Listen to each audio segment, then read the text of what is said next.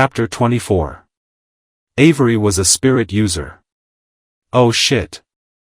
I sat back down on the bed, my mind reeling. I'd never seen it coming. Hell, no one had. Avery had made a good show of being an air user.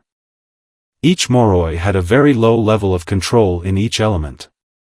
She'd just barely done enough with air to make it seem like that was her specialization. No one had questioned her further because honestly, who would have ever expected another spirit user around? And since she was out of school, she had no reason to be tested anymore or forced to demonstrate her ability. No one was there to call her on it.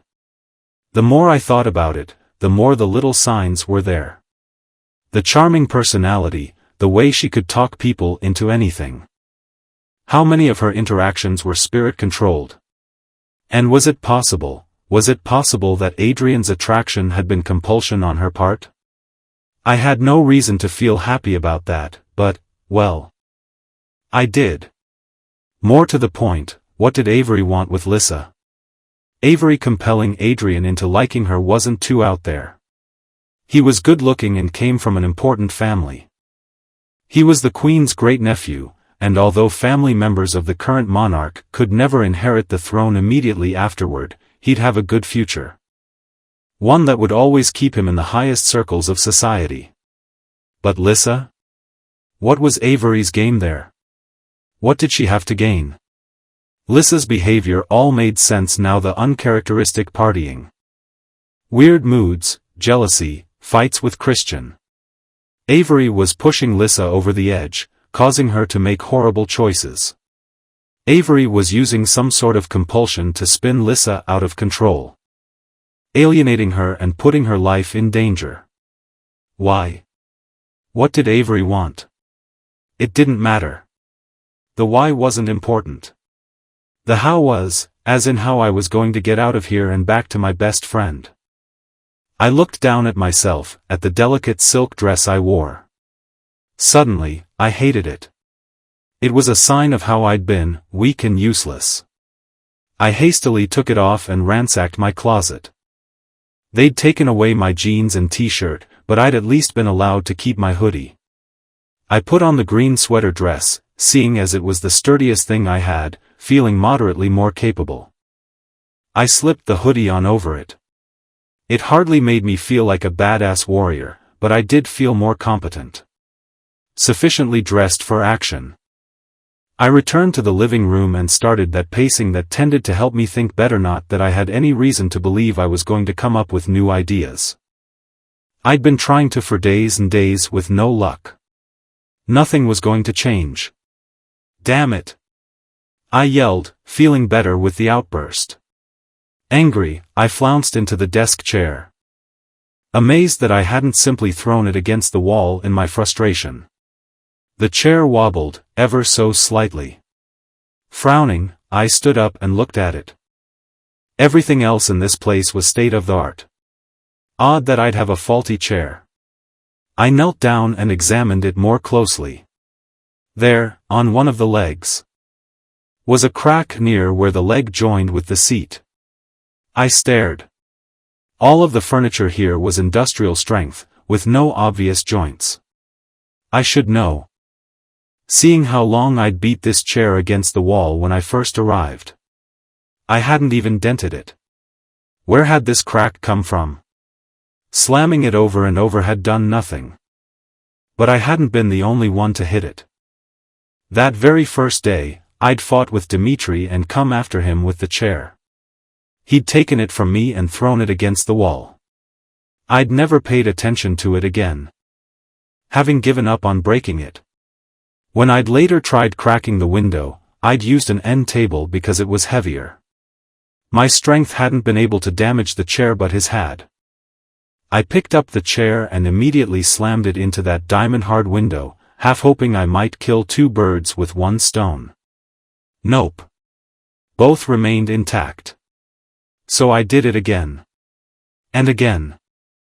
I lost track of how many times I slammed that chair into the glass. My hands hurt, and I knew despite my recovery, I still wasn't at full strength. It was infuriating. Finally.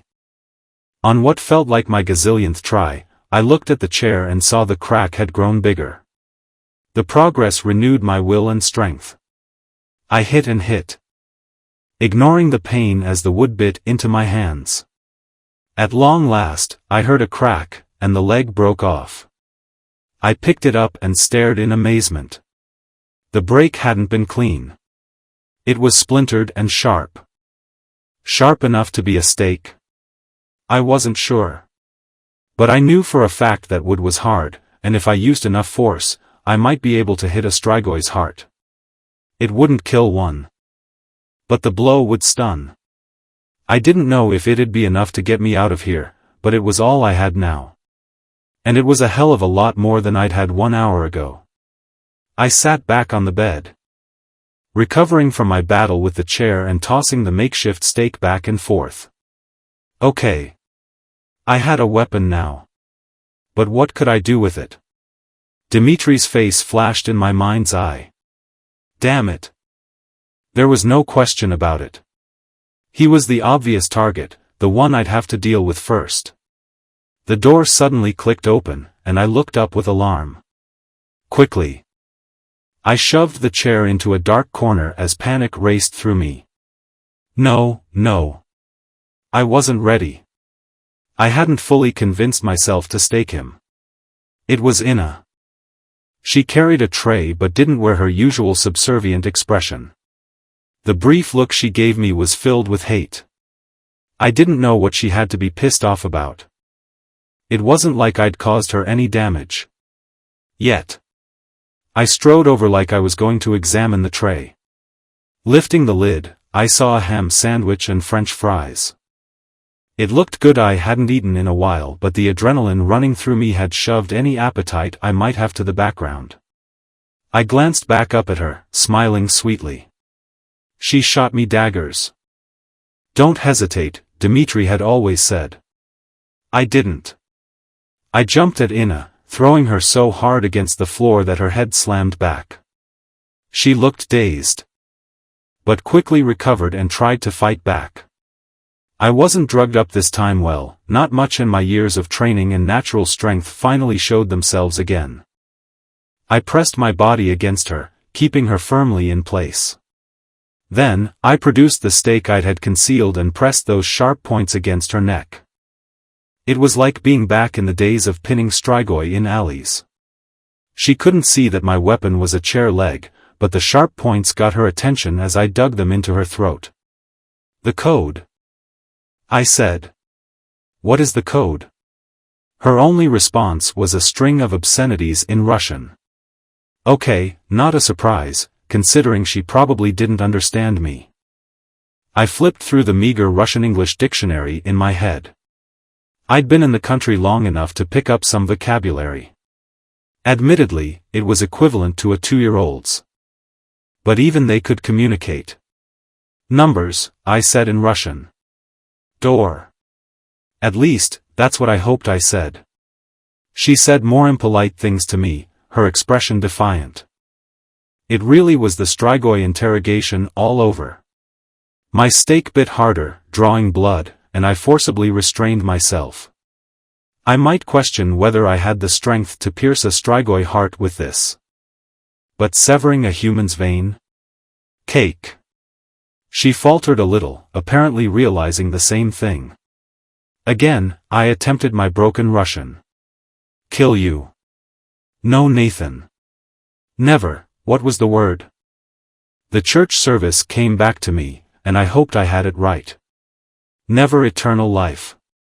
It got her attention. Nathan and eternal life. The things most important to her. She bit her lip, still angry. But her tirade had stopped. Numbers. Door, I repeated. I pushed the stake in harder, and she cried out in pain. At last she spoke, rattling off a series of digits. Russian numbers were something I had memorized pretty solidly, at least. They were essential for addresses and phone numbers. She cited 7 numbers. Again, I said. I made her say it 3 times and hoped I had it. But there was more. I was pretty sure the outer door had a different code. Numbers. Door. 2. I felt like a caveman. Ina stared. Not quite getting it. Door. 2. Understanding glinted in her eyes, and she looked mad. I think she'd hoped I wouldn't realize the other door had its own code. More cutting with the stake made her scream 7 more numbers. Again, I made her repeat them, realizing I had no way to know if she was telling me the truth at least until I tried the numbers. For that reason, I decided to keep her around. I felt guilty about what I did next, but these were desperate times. In Guardian training, I'd been taught both to kill and to incapacitate. I did the latter this time, slamming her head back against the floor and rendering her unconscious. Her expression went slack, her eyelids drooping. Damn. I was reduced to hurting teenage humans. Standing up, I moved to the door and punched in the first set of numbers, hoping I had them right. To my complete and utter astonishment, I did. The electronic lock clicked. But before I could open the door, I just barely made out another click. Someone had unlocked the outer door. Shit, I muttered. I pulled away from the door immediately. Picked up Ina's unconscious body, and hurried to the bathroom. I set her in the tub as gently as possible and had just shut the bathroom door when I heard the main door open. I felt the telltale nausea that signaled a strigoi was nearby. I knew one of the strigoi could smell a human, and I hoped shutting her away would be enough to mute Ina's scent. I emerged from the hall and found Dimitri in the living room. I grinned at him and ran into his arms. "You're back," I said happily. He held me briefly and then stepped back. "Yes." He seemed slightly pleased at the greeting, but soon his face was all business. "Have you made your decision?" "No, hello." "No, how are you feeling?" My heart sank. This wasn't Dimitri. "I have more questions." I went over to the bed and lay down in a casual way, just like we always did. He followed a few moments later and sat on the edge, looking down at me. "How long will it take?" I asked. "When you awaken me? Is it instantaneous?" Once more, I launched into an interrogation session. Honestly, I was running out of questions, and at this point, I didn't really want to know the intricacies of becoming strigoi. I was becoming more and more agitated with each passing moment. I had to act. I had to make use of my fleeting opportunity here. And yet, before I could act, I had to reassure myself that this really wasn't Dimitri. It was stupid. I should know by now. I could see the physical changes. I'd seen his coldness, the brutality. I'd seen him come fresh from a kill. This wasn't the man I'd loved. And yet, for that one fleeting moment earlier. With a sigh, Dimitri stretched out beside me. "Rose," he interrupted. "If I didn't know better, I'd say you were stalling for time." Yeah, even as a strigoi, Dimitri knew how I thought and schemed. I realized if I was going to be convincing, I had to stop playing dumb and remember to be Rose Hathaway. I put on a look of outrage. "Of course I am. This is a big deal. I came here to kill you, and now you're asking me to join you. You think this is easy for me to do? Do you think it's been easy for me to wait this long?" he asked. "The only ones who get choices are moroi who willingly kill, like the Oziras. No one else gets a choice. I didn't get a choice. And don't you regret that?" "No, not now. Now that I'm who I was meant to be." He frowned. "The only thing hurt is my pride that Nathan forced me and that he acts as though I'm indebted to him. Which is why I'm being kind enough to give you the choice now, for the sake of your pride." "Kind, huh?" I looked at him and felt my heart breaking all over again. It was like hearing the news of his death once more. I suddenly grew afraid I might cry. No. No tears. Dimitri always talked about prey and predators. I had to be the predator. "You're sweating," he said suddenly. "Why?" Damn. Of course I was sweating. I was contemplating staking the man I loved or thought I'd loved. And along with sweat, I was sure I was giving off pheromones of my agitation. Strigoi could smell all of those things, too. "Because I'm scared," I whispered. I propped myself up and stroked the edge of his face, trying to memorize all of his features. The eyes. The hair. The shape of his cheekbones. In my imagination, I overlaid the things I remembered. Dark eyes. Tan skin. Sweet smile. I think I'm ready, but I don't know. It's such a big thing. It'll be the best decision of your life, Rosa. My breathing was growing rapid, and I prayed he'd think it was because of my fear of being turned. "Tell me again. One more time. Why do you want to awaken me so badly?" A slightly weary look crossed his face.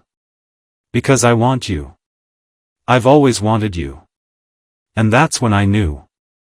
I finally realized the problem. He'd given that same answer over and over. And each time, something about it had bothered me. I'd never been able to pinpoint it, though. Now I could. He wanted me. Wanted me in the way people wanted possessions or collectibles. The Dimitri I'd known, the one I'd fallen for and slept with, that Dimitri would have said he wanted us to be together because he loved me. There was no love here. I smiled at him. Leaning down, I kissed him gently. He probably thought I was doing it for the reasons I always did, out of attraction and desire. In truth, it was a goodbye kiss. His mouth answered mine, his lips warm and eager. I held out the kiss a little longer, both to fight back the tears leaking out of my eyes and to lull him into an unsuspecting state. My hand closed around the chair leg, which I'd hidden in my hoodie pocket. I would never forget Dimitri, not for the rest of my life. And this time, I wouldn't forget his lessons. With a speed he wasn't ready for. I struck out and plunged the stake through his chest. My strength was there, sliding the stake past the ribs and straight into his heart. And as I did it, it was like piercing my own heart at the same time. Chapter 25. His eyes widened in shock, lips parting.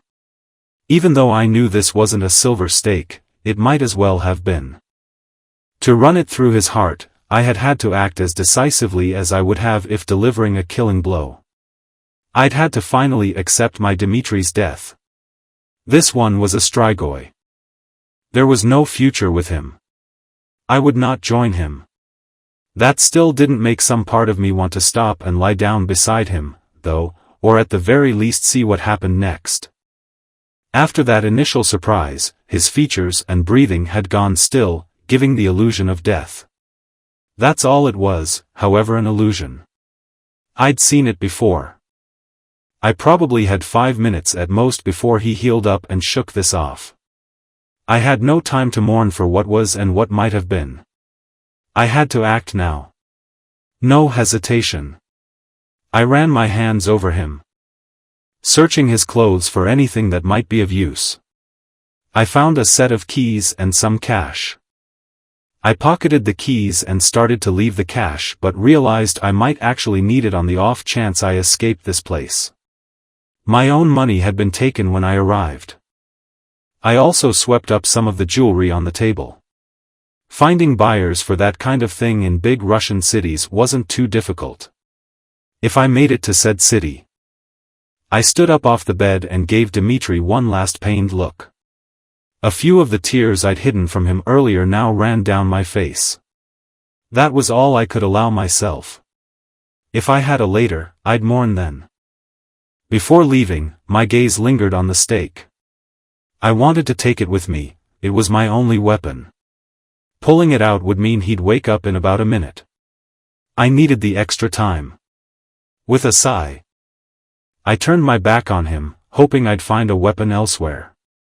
I sprinted over to the suite's door and punched in the code again. It unlocked, and I stepped into the corridor. Before going to the next door, I examined the one I'd just stepped through. To get into the suite, there was another keypad. Entry also required a code.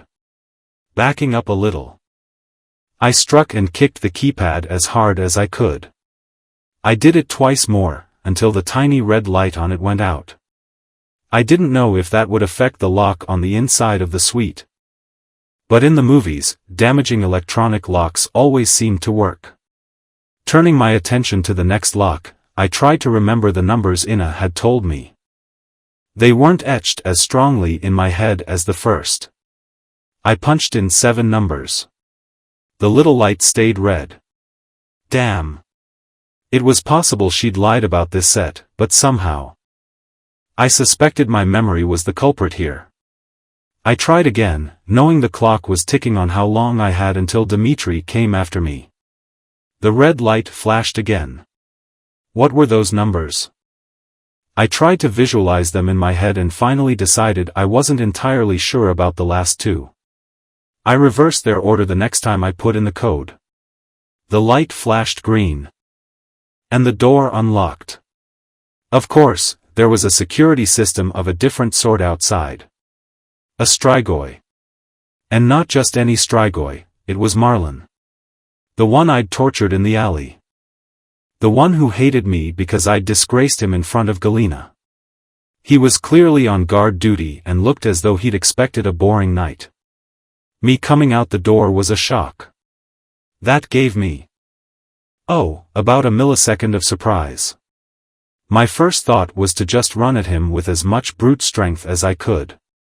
I knew he would do the same to me. In fact, that was exactly what he'd do. I stayed where I was, standing so that I could keep the door propped open. He came at me to stop my escape, and I stepped aside, pulling the door open wider. Now, I was neither skilled enough nor was he inept enough to simply get lured in. He stopped in the doorway, trying to get hold of me. This gave me the difficult task of trying to both fend him off and drag him into the corridor behind the door. I stepped back into the doorway, hoping he'd follow. All the while, I had to keep the door open. It was all complicated, and I would have no time to punch in the code again.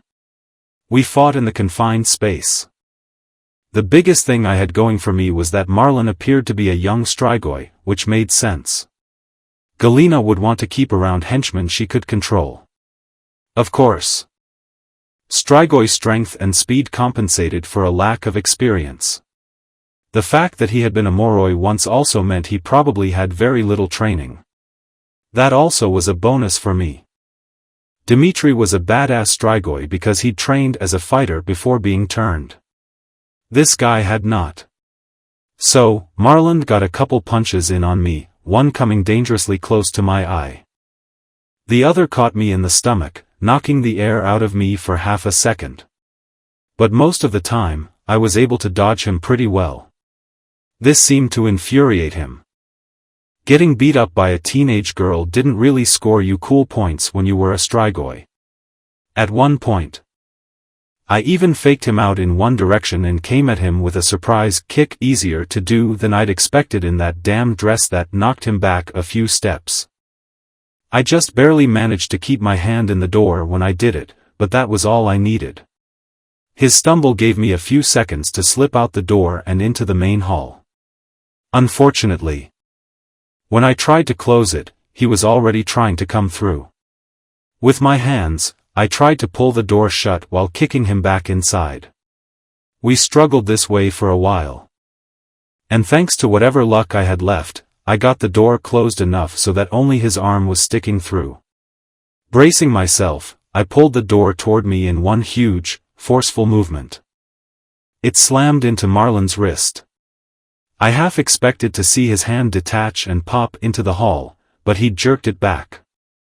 Even Strigoi had certain instincts to avoid pain. Gasping my physical strength still wasn't all it could be. I backed up. If he knew the code, this had been for nothing. A moment later, the door's handle shook but didn't open. I heard a scream of rage, and then his fists beat on the door. Score one for me. No, score one for luck. If he'd known the code, would have been thud. Marlon was still beating on the door. And I saw the tiniest dent appear on the metallic surface. Oh, crap, I said. I didn't stick around to see how many hits it'd take him to break it down. I also realized that even if I disabled the first lock, Dimitri would just be able to break that one down too. Dimitri. No. I absolutely couldn't think of him now. As I ran down the hall, heading toward the stairs Dimitri and I traveled before, an unexpected memory suddenly popped into my head. When Dimitri had last threatened Nathan, he'd mentioned getting my steak out of a vault. What vault was that exactly? Was it here on the premises? If so, I certainly didn't have time to look. When weighing the option to search a 4-story house full of vampires or run off into the countryside before they found you, well, the choice was clear. And it was in the midst of that thought process that I ran into a human at the top of the stairs. He was older than Inna and carrying a stack of linens that he dropped when we collided. With almost no pause, I grabbed hold of him and swung him against the wall. I had no weapon to threaten him with and wondered how I'd assert my will now. Yet as soon as I had him pinned, he threw up his hands in a defensive gesture and began whimpering in Russian. There'd be no attacks on me here. Of course, now I had the problem of communicating what I needed. Marlon was still beating on the door, and Dimitri would be up in a couple of minutes. I glared at the human, hoping I looked terrifying. From his expression, I did. I attempted the caveman talk I had with Inna, only this time the message was a little harder. Stick, I said in Russian. I had no clue what the word for steak was.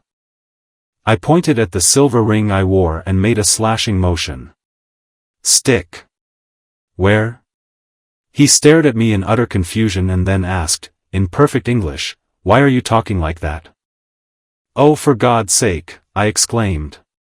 Where is the vault? Vault? A place they keep weapons? He continued staring. I'm looking for a silver stake. Oh, he said. That. Uneasily. He cast his eyes in the direction of the pounding. I pushed him harder against the wall. My heart felt like it would burst out of my chest, but I tried to hide it. I wanted this guy to think I was invincible. Ignore him. Take me to the vault. Now. With a frightened yelp, he nodded eagerly and beckoned me down the stairs. We descended to the second floor and made a sharp turn. The halls here were as twisty as the hedge maze Dimitri had shown me, all decorated in that gold and chandelier style. And I wondered if I'd even be able to get out of the house. Attempting this detour was a risk, but I wasn't sure if I could get outside without being followed. If I was, there'd be a confrontation. I'd need to defend myself. The human led me down another hall and yet another. Finally, we reached a door that looked like any other. He stopped and peered at me expectantly. Open it, I said. He shook his head. I don't have the key. Well, I certainly don't. Wait. I reached into my pocket and pulled out the keys I'd lifted from Dimitri. There were 5 keys on the ring. I tried them one at a time, and on the third one, I got a hit. The door opened. Meanwhile, my guide was casting hasty glances behind him and looked ready to bolt. Don't even think about it, I warned. He blanched and stayed put. The room before us wasn't very big, and while its plush white carpet and silver-framed paintings made it look elegant, the room was, well, basically. It looked like a junkyard. Boxes and weird objects, a lot of personal items like watches and rings in particular, lay around in no order. What is this? Magic, he said. Still obviously scared out of his mind. Magic items kept here to fade or be destroyed. Magic, ah. These were items charmed by Moroi magic. Charms always had some kind of effect on Strigoi, usually unpleasant, with stakes being the worst, since they used all 4 physical elements. It made sense that Strigoi would want to isolate harmful objects and get rid of my stake. I ran forward and picked it up, nearly dropping it because my hands were so sweaty. The stake was lying on top of a box with a length of cloth and some weird stones. Studying it, I realized it wasn't actually my stake, not that it made a difference for killing Strigoi. This stake was almost identical, save for a small geometric pattern running around its base. It was something guardians did from time to time if they felt particularly attached to their stake. Have a design or initials etched into it. Holding this stake, I felt a momentary pang of sadness. This had belonged to someone who'd wielded it proudly once, someone who was now most likely dead. God only knew how many other dozens of stakes were in here, seized from other unfortunate prisoners, but I had no time to search or mourn those who had died. Okay. Now I want you to take me to, I hesitated. Even with a stake, it'd be a lot better for me if I didn't face any more Strigoi. I had to assume there'd still be a guard at the front door. Some room on this floor with a window that actually opens. And is far from the stairs. The guy thought for a moment and then gave a quick nod. This way. I followed him through another maze of twisting corridors. What's your name? Oleg. You know, I said. I'm getting out of here. If you want, I could take you with me.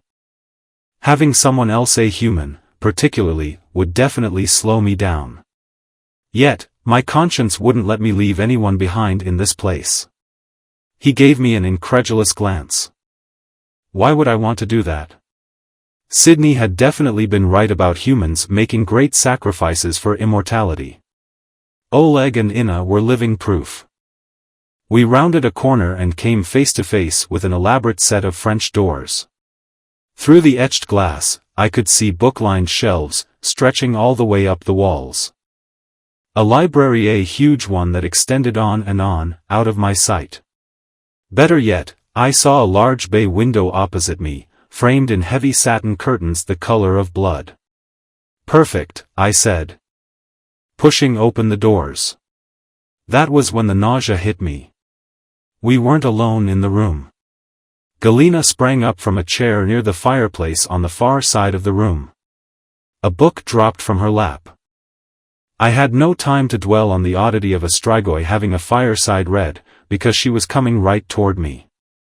I almost might have thought Oleg had set me up, but he was cowering in a corner. His face mirroring the shock I felt. Despite the library's enormous size, she reached me in seconds. I dodged her initial attack, or tried to, at least. She was fast. Aside from Dimitri. The other Strigoi in this house were clearly the B team, and I had forgotten just how badass a truly skilled Strigoi was. She caught me by my arm and swung me toward her. Mouth open and fangs going straight for my neck. I had the stake in my hand and tried awkwardly to at least scratch her with it, but she was holding me too tightly. At last, I managed to duck a little and move my throat out of her range, but all this did was give her the opportunity to grab hold of my hair. She jerked me upright, and I screamed in pain. How she managed to hold onto my hair without ripping it right out was remarkable. Still gripping it, she shoved me into a wall. When I'd first fought with Dimitri upon my arrival, he'd been rough but hadn't wanted to kill me. Galina did. She'd taken it on faith from Dimitri that I'd be an asset, but it was obvious now that I was a real pain in the ass. Her amnesty had ended. And she was intent on killing me. I at least had the comfort of knowing she probably wouldn't turn me into a Strigoi. I'd be lunch. A shout suddenly drew my attention to the door. Dimitri stood there, face blazing with anger. Whatever illusions I'd harbored about him being his former self disappeared. That fury radiated around him, his eyes narrowed and fangs showing. The pale skin and red eyes contrasted sharply against each other. He was like a demon sent straight from hell to destroy me. He strode toward us, and the immediate thought in my head was, well, at least this'll end things that much faster. Except, it wasn't me he attacked. It was Galina. I'm not sure which of us was more surprised, but in that moment, I was totally forgotten. The Strigoi raced toward each other, and I froze, stunned at the terrible beauty of their fight. There was almost a gracefulness to the way they moved. The way they struck out and skillfully dodged each other. I stared a bit longer and then mentally slapped myself into action. This was my chance to get out of here. I couldn't get distracted. I turned to the bay window, searching frantically for a means to open it. There was none. Son of a bitch. Maybe Oleg had set me up after all. Or maybe there was just some mechanism that wasn't apparent to me. Regardless, I felt pretty confident there was one way to get it open. I ran to the side of the room where Galina had sat and grabbed an ornate wooden chair. It was obvious this window wasn't made of the hardcore glass that had been in my room. This stuff was similar to the library's French doors, delicate and engraved with fanciful designs, even though darkly tinted. It couldn't require that much force to break. After all that fruitless beating in my room, I took a kind of smug satisfaction in slamming the chair into it with as much force as possible. The impact made a huge hole in one side of the window. Glass sprang everywhere. A few shards hit my face, but it was nothing to concern me now. Behind me, the sounds of battle raged on. There were grunts and muffled cries as they fought, as well as the occasional sound of some piece of broken furniture. I yearned to turn around and see what was going on, but I couldn't. I took the chair and swung again, breaking the other half of the window. There was now a huge hole, perfect for me to get out of. Rose. Dimitri's voice triggered some instinctive response in me. I glanced back and saw him still grappling with Galina. They were both exhausted, but it was clear he was getting the worst of it. But in their fighting, he kept trying to restrain her in a way that exposed her chest to me. His eyes met mine. Back when he'd been a damper, we'd rarely needed words to convey our thoughts. This was one of those times. I knew what he wanted me to do. He wanted me to stake her. I knew I shouldn't. I needed to hop out that window right now. I needed to let them keep fighting. Even though it seemed obvious Galina was about to win. And yet, despite my misgivings, some force drew me across the room, stake poised and ready. Maybe it was because I would never fully lose my pull to Dimitri, no matter what kind of monster he'd become. Maybe it was an unconscious sense of duty, since I knew he'd just saved my life. Or maybe it was because I knew one Strigoi was going to die tonight, and she was the more dangerous. But she wasn't easy to get hold of. She was fast and strong. And he was having a hard time with her. She kept wriggling around, trying to renew her attack. All she'd need to do was incapacitate him as I had. Then it'd just require decapitation or burning to finish him off. I had no doubt she could arrange either. He managed to turn her slightly, giving me the best view of her chest I'd had. I moved forward and then Dimitri slammed into me. I was addled for a moment, wondering why he'd attack me after saving me, until I realized he'd been pushed by Nathan. Nathan had just entered the library, along with Marlon. It distracted Dimitri but not me. I still had the opening he'd given me on Galina, and I plunged my stake into her chest. It didn't go in as deeply as I would have liked, and she still managed to fight me, bucking hard. I grimaced and pushed forward, knowing the silver had to be affecting her. A moment later, I saw the pain twist her face. She faltered, and I pushed my advantage, shoving the stake in all the way. It took several seconds, but she eventually stopped moving, her body crumpling to the ground. If the other Strigoi noticed her death, they didn't pay attention. Nathan and Marlon were fixated on Dimitri. Another Strigoi female I didn't recognize soon joined the face-off. I could possibly lend my strength and help him fight. Of course, my strength was fading. I was still suffering from days of vampire bites and blood loss. I'd fought 2 Strigoi tonight and killed a powerful one. That had been my good deed, removing her from the world. The next best thing I could do would be to leave and let these Strigoi finish off Dimitri. The surviving ones would be leaderless and less of a threat. Dimitri would be free of this evil state. His soul finally able to move on to better places. And I would live, hopefully, having helped the world by killing more Strigoi. I bumped against the windowsill and looked out. Nighttime not good. The sheer side of the manor was not ideal for climbing, either. It could be done, but it would be time-consuming. I didn't have any more time. Directly below the window was a thickly leafed bush of some sort. I couldn't see it clearly and only hoped it wasn't a rosebush or something equally sharp. A second floor drop wouldn't kill me. Though. Probably wouldn't even hurt much. I climbed over the ledge, briefly meeting Dimitri's gaze as the other Strigoi moved in on him. The words came to me again, "Don't hesitate." Dimitri's important lesson. But it hadn't been his first one. His first had been about what to do if I was outnumbered and out of options: run. Time for me to run. I leapt out the window. Chapter 26. I think the profanities that came out of my mouth when I hit the ground would have been understandable in any language. It hurt. The bush was not particularly sharp or pointy. But it wasn't soft by any stretch of the imagination. It broke my fall somewhat, though it didn't save my ankle from twisting underneath me. Shit. I said through gritted teeth, climbing to my feet. Russia sure was making me swear a lot. I tested the weight on my ankle and felt a twinge of pain, but nothing I couldn't stand on. A sprain, thank God.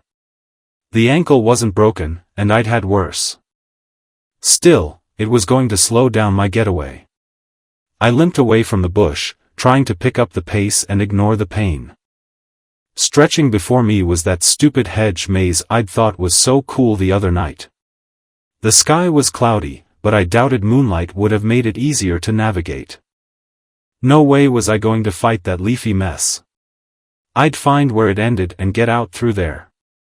Unfortunately, when I circled the house, I discovered an unhappy truth: the hedge was everywhere. It encircled the estate like some kind of medieval moat. The annoying part was, I doubted Galena had even had it installed for defense. She'd probably done it for the same reason she had crystal chandeliers and antique paintings in the hallways: it was cool. Well, there was nothing for it, then. I picked an opening to the maze at random and started winding my way through. I had no idea where to go, no strategies for getting out. Shadows lurked everywhere. And I often didn't see dead ends coming until I was right on top of them. The bushes were tall enough that once I was only a little way into the maze, I completely lost sight of the top of the house. If I'd had it as a navigation point, I might have been able to just move in a straight, or nearly straight, line away. Instead, I wasn't entirely sure if I was going backward or in circles or what. At one point, I was pretty sure I'd passed the same jasmine trellis 3 times. I tried to think of stories I'd read about people navigating mazes. What did they use? Breadcrumbs? Thread? I didn't know, and as more time passed and my ankle grew sorer, I began to get discouraged. I'd killed a Strigoi in my weakened state but couldn't escape some bushes. Embarrassing, really. Rosa. The voice carried distantly on the wind, and I stiffened. No. It couldn't be. Dimitri. He'd survived. Rosa, I know you're out there, he called. I can smell you. I had a feeling he was bluffing.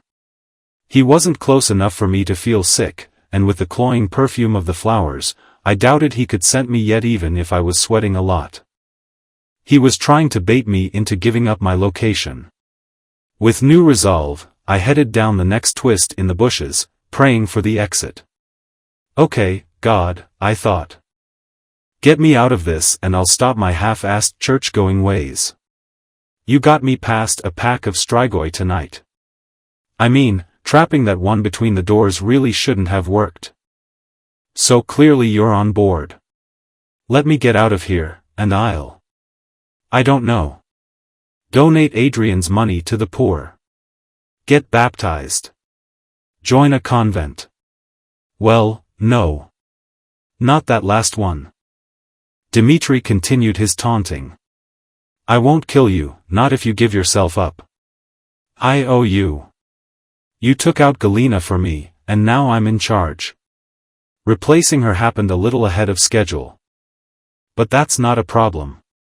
Of course, there aren't many people to control now that Nathan and the others are dead. But that can be fixed. Unbelievable. He truly had survived those odds. I'd said it before and meant it, alive or undead, the love of my life was a badass. There was no way he could have defeated those three, and yet, well. I'd seen him take on crazy odds before. And clearly his being here was proof of his capabilities. The path ahead of me split, and I randomly chose the right-hand path. It spread off into the darkness, and I breathed a sigh of relief. Score. Despite his breezy commentary, I knew he was also moving through the maze, getting closer and closer. And unlike me, he knew the paths and how to get out of it. I'm not upset about you attacking me, either. I would have done it in your place. It's just one more reason why we should be together. My next turn took me into a dead end filled with climbing moonflowers. I kept my swearing to myself and backtracked. You're still dangerous, though. If I find you, I'm probably going to have to kill you. I don't want to, but I'm starting to think there's no way we can both live in this world. Come to me by choice, and I'll awaken you. We'll control Galina's empire together. I almost laughed. I couldn't have found him if I wanted to in this mess.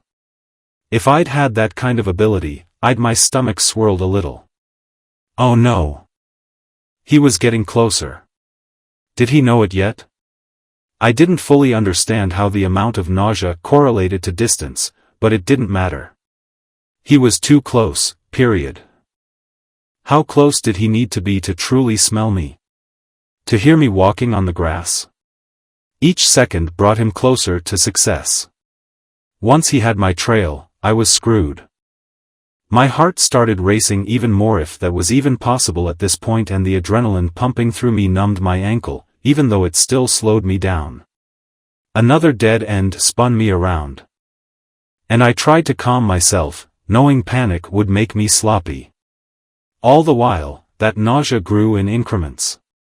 Even if you get out, where will you go? He called. We're in the middle of nowhere. His words were poison, seeping into my skin. If I focused on them, my fear would win, and I'd give up.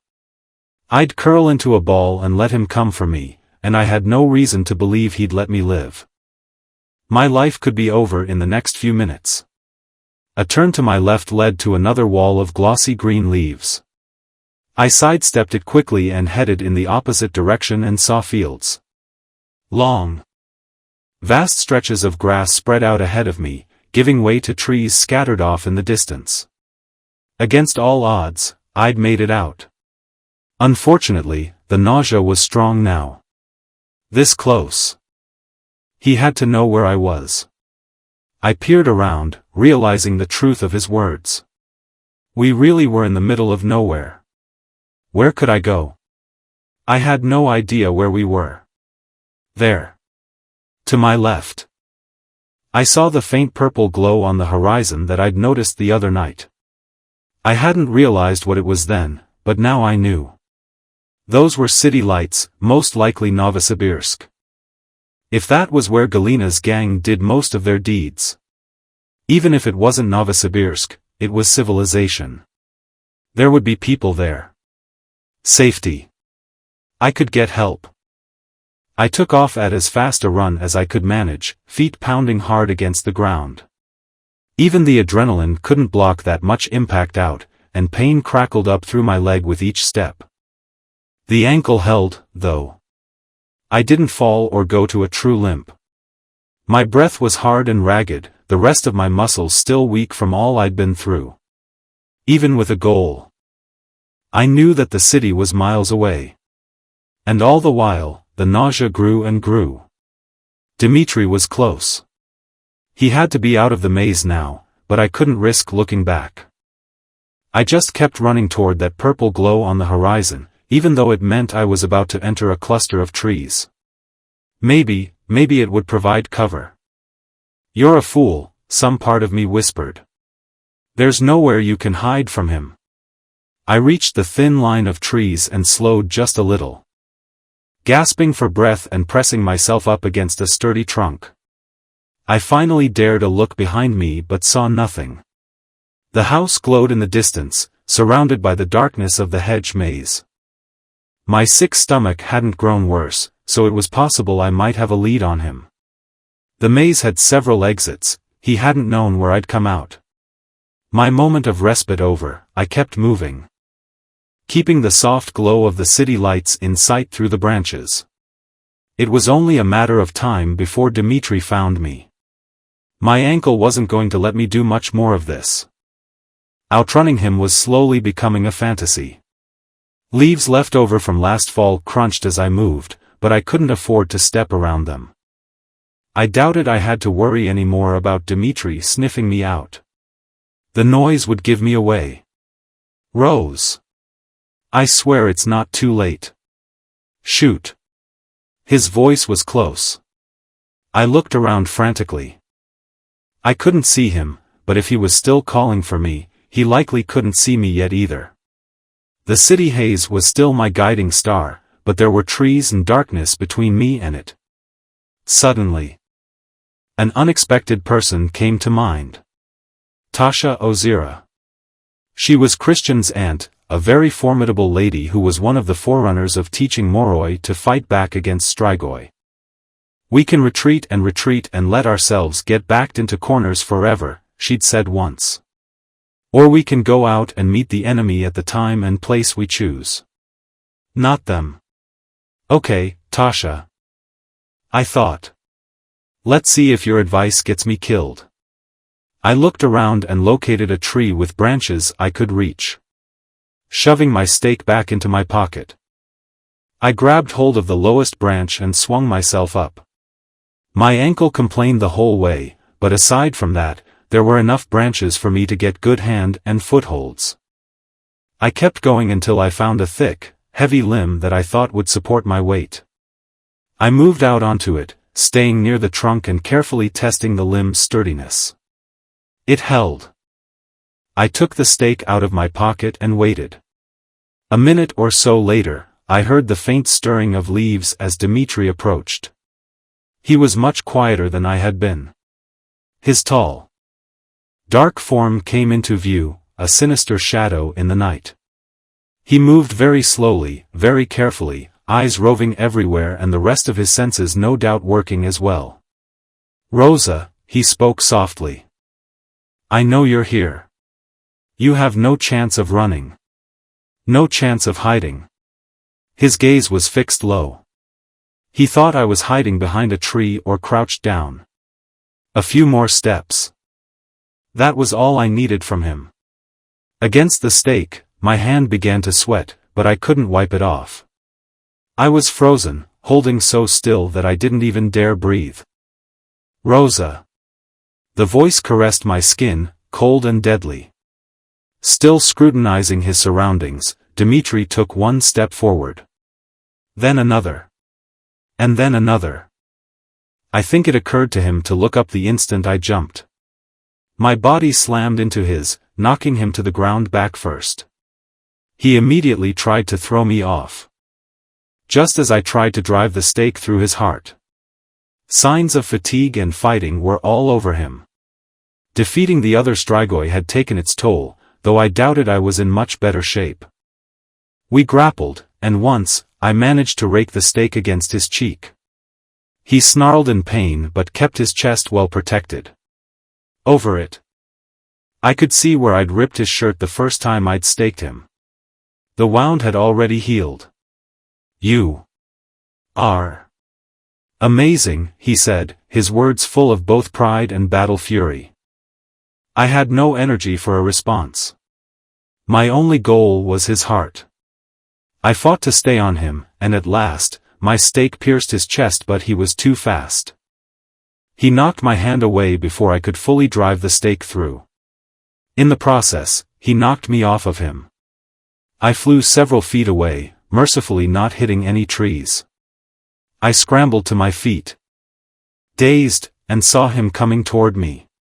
He was fast but not as fast as he'd been in previous fights. We were going to kill ourselves and trying to kill each other. I'd lost my advantage now. So I ran off into the trees, knowing he'd be right behind me. I was certain he could outrun me, but if I could accrue just a tiny lead, then maybe I could secure another good attack place and try to, My scream rang into the night, jarring against the quiet darkness. My foot had gone out from under me, and I was sliding rapidly down a steep hillside, unable to stop myself. There were few trees, but the rocks and my ungainly position made the fall painful. Particularly since I was wearing that sweater dress. How I managed to keep holding the stake was beyond me. I hit the bottom roughly, managed to briefly stand, and then promptly stumbled and fell into water. I stared around. On cue, the moon peeked out from the clouds, casting enough light to show me a huge expanse of black, fast-moving water in front of me.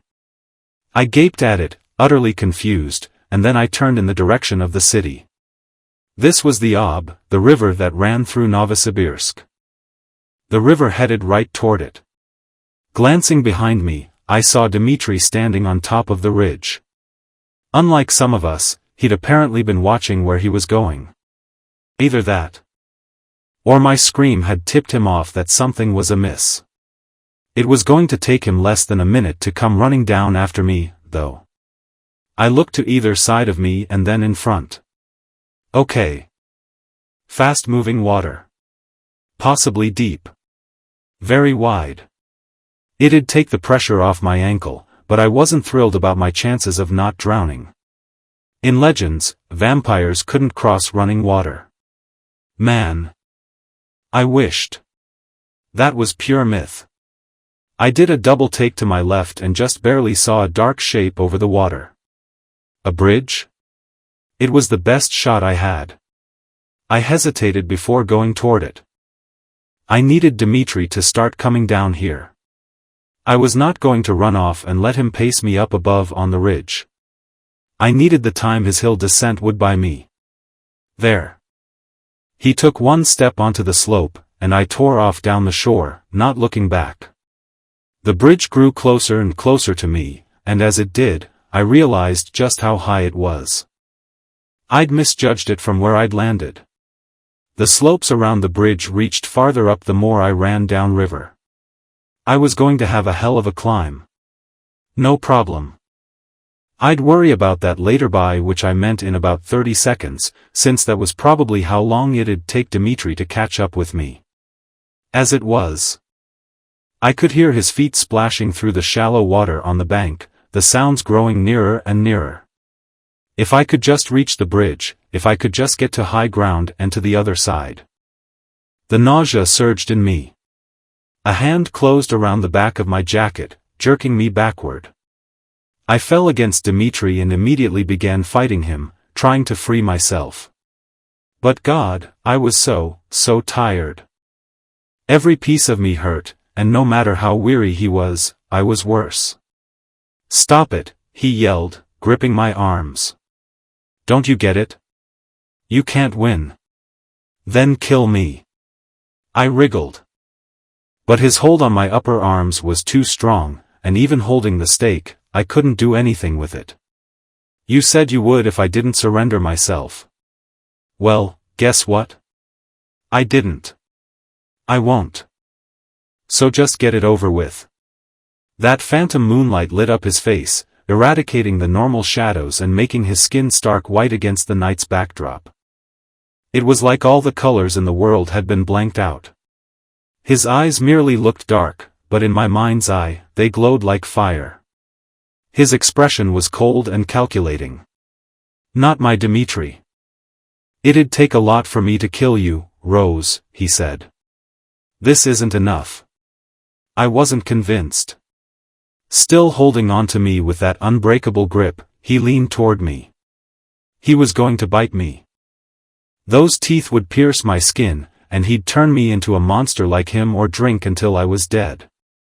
Either way, I'd be too drugged and too stupid to know it. The person who was Rose Hathaway would leave this world without even realizing it. Pure panic shot through me even as that part of me that was still in withdrawal cried out for more of those glorious endorphins. No, no. I couldn't allow that. Every nerve I had was set on fire. Ramping up for defense, attack, anything to stop this. I would not be turned. I could not be turned. I wanted so badly to do something to save myself. My whole being was consumed with that urge. I could feel it ready to burst out, ready to. My hands could touch each other but not Dimitri. With a bit of maneuvering, I used the fingers of my left hand to pry off Oksana's ring. It slipped off and into the mud, just as Dimitri's fangs touched my skin. It was like a nuclear explosion going off. The ghosts and spirits I'd summoned on the road to Baya burst between us. They were all around, translucent and luminescent in shades of pale green, blue, yellow, and silver. I'd let loose all of my defenses, let myself succumb to my emotions in a way I hadn't been able to when Dimitri first caught me. The ring's healing power had barely kept me in check just now. But it was gone. I had no barriers on my power. Dimitri sprang back, wide-eyed. Like the strigoi on the road, he waved his hands around, swatting the spirits as one would mosquitoes. His hands passed right through them, ineffectual. Their attack was more or less ineffectual too. They couldn't physically hurt him, but they could affect the mind, and they were damn distracting. What had Mark said? The dead hate the undead. And from the way these ghosts swarmed Dimitri, it was clear that they did. I stepped back, scanning the ground below me. There. The ring silver gleamed up at me from a puddle. I reached down and grabbed it, then ran off and left Dimitri to his fate. He wasn't exactly screaming, but he was making some horrible noises. That tore at me, but I kept going, running toward the bridge. I reached it a minute or so later.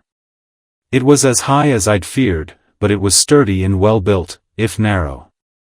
It was the kind of country bridge that only one car at a time could cross. "I've come this far," I muttered, staring up at the bank. It was not only higher than the one I'd fallen down. It was also steeper. I pocketed the ring and stake and then reached out, digging my hands into the ground. I was going to have to half-crawl, half-climb this one. My ankle got a slight reprieve. This was all upper body strength now. As I climbed, however, I began to notice something. Faint flashes in my periphery. An impression of faces and skulls. And a throbbing pain in the back of my head. Oh no. This had happened before too. In this panicked state, I couldn't maintain the defenses I usually did to keep the dead away from myself. They were now approaching me. More curious than belligerent. But as their numbers grew, it all became as disorienting as what Dimitri was now experiencing. They couldn't hurt me, but they were freaking me out. And the telltale headache that came with them was starting to make me dizzy. Glancing back toward him, I saw something amazing. Dimitri was still coming. He really was a god. A god who brought death closer with each footstep.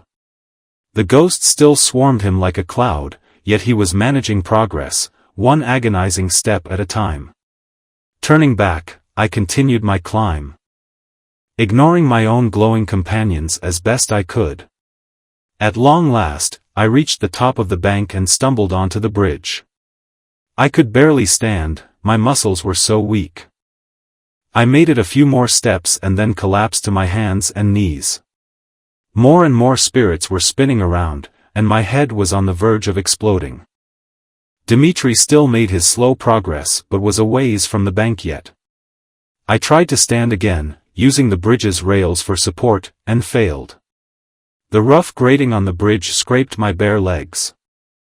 Damn. I knew what I had to do to save myself, though it could very well end up killing me, too. With trembling hands, I reached into my pocket and pulled out the ring. I shook so badly that I felt certain I'd drop it. Somehow, I held on and managed to slide it onto my finger. A small surge of warmth radiated from it into me. And I felt a tiny bit of control settle into my body. Unfortunately, the ghosts were still there. The traces of that fear, of dying or turning Strigoi, were still in me. But it had lessened now that I was out of immediate danger. Feeling less unstable, I sought for the barriers and control I usually kept up. Desperate to slam them into place and drive my visitors away. Go, go, go, I whispered, squeezing my eyes shut. The effort was like pushing on a mountain. An impossible obstacle that no one could have the strength for. This was what Mark had warned about, why I shouldn't do this. The dead were a powerful asset, but once called, they were difficult to get rid of. What had he said? Those who danced on the edge of darkness and insanity shouldn't risk this. Go! I shouted, throwing my last bit of strength into the effort. One by one, the phantoms around me vanished. I felt my world settle back into its rightful order. Only, when I looked down, I saw that the ghosts had left Dimitri too, as I'd suspected. And just like that, he was on the move again. Damn! My word of the night. I managed to get on my feet this time as he sprinted up the slope. Again. He was slower than usual but still more than fast enough. I began backing up, never taking my eyes off of him. Getting rid of the ghosts had given me more strength, but not what I needed to get away. Dimitri had won. Another shadow-kissed effect, he asked, stepping onto the bridge. Yeah. I swallowed. Turns out ghosts don't much like Strigoi. You didn't seem to like them much either. I took another slow step backward.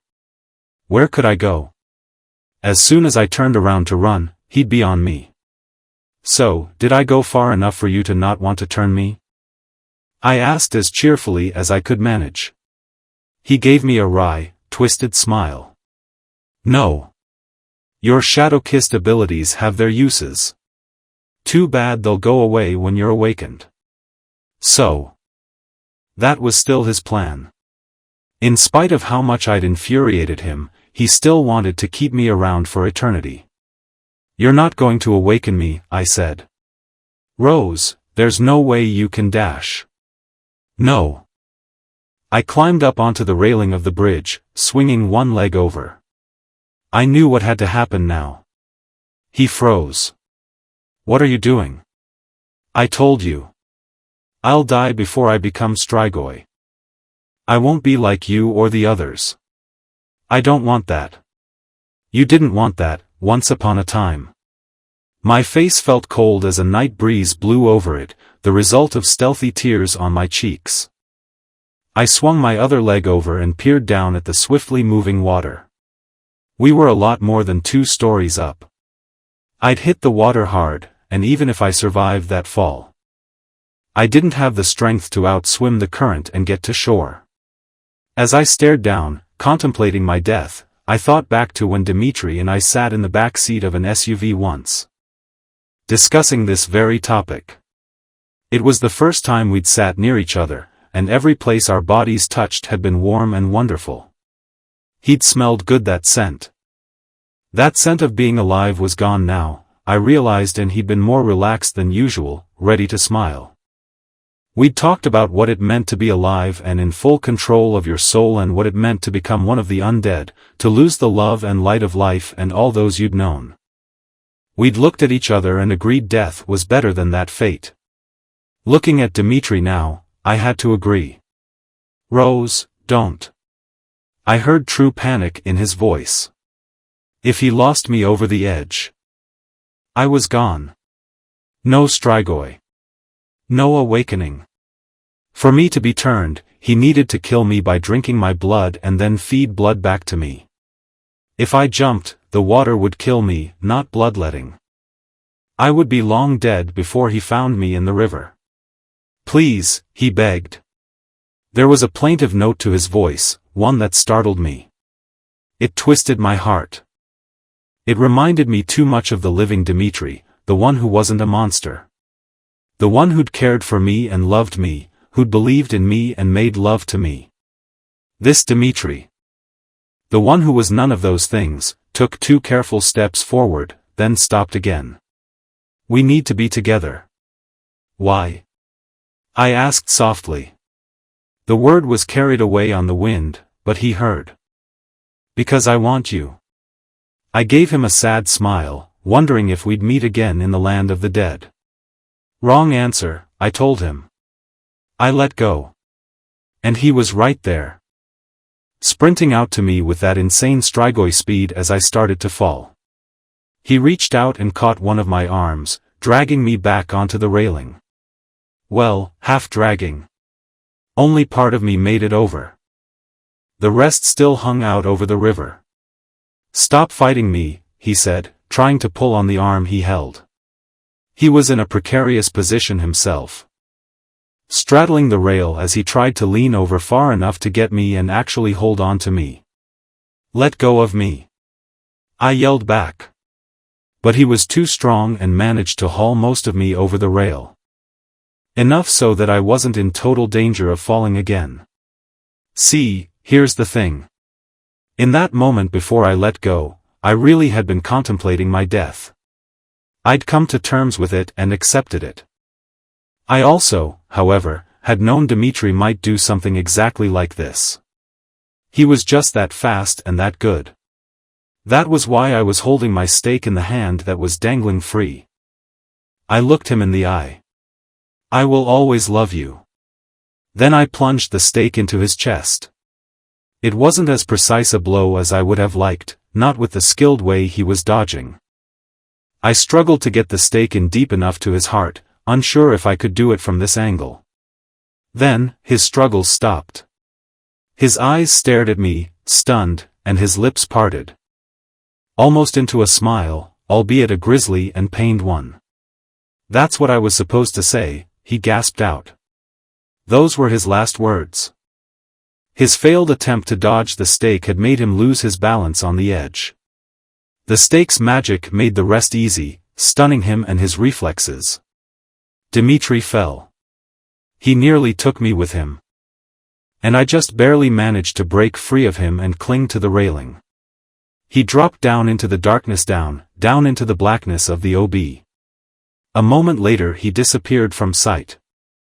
I stared down after him, wondering if I would see him in the water if I squinted hard enough. But I didn't. The river was too dark and too far away. Clouds moved back over the moon. And darkness fell over everything again.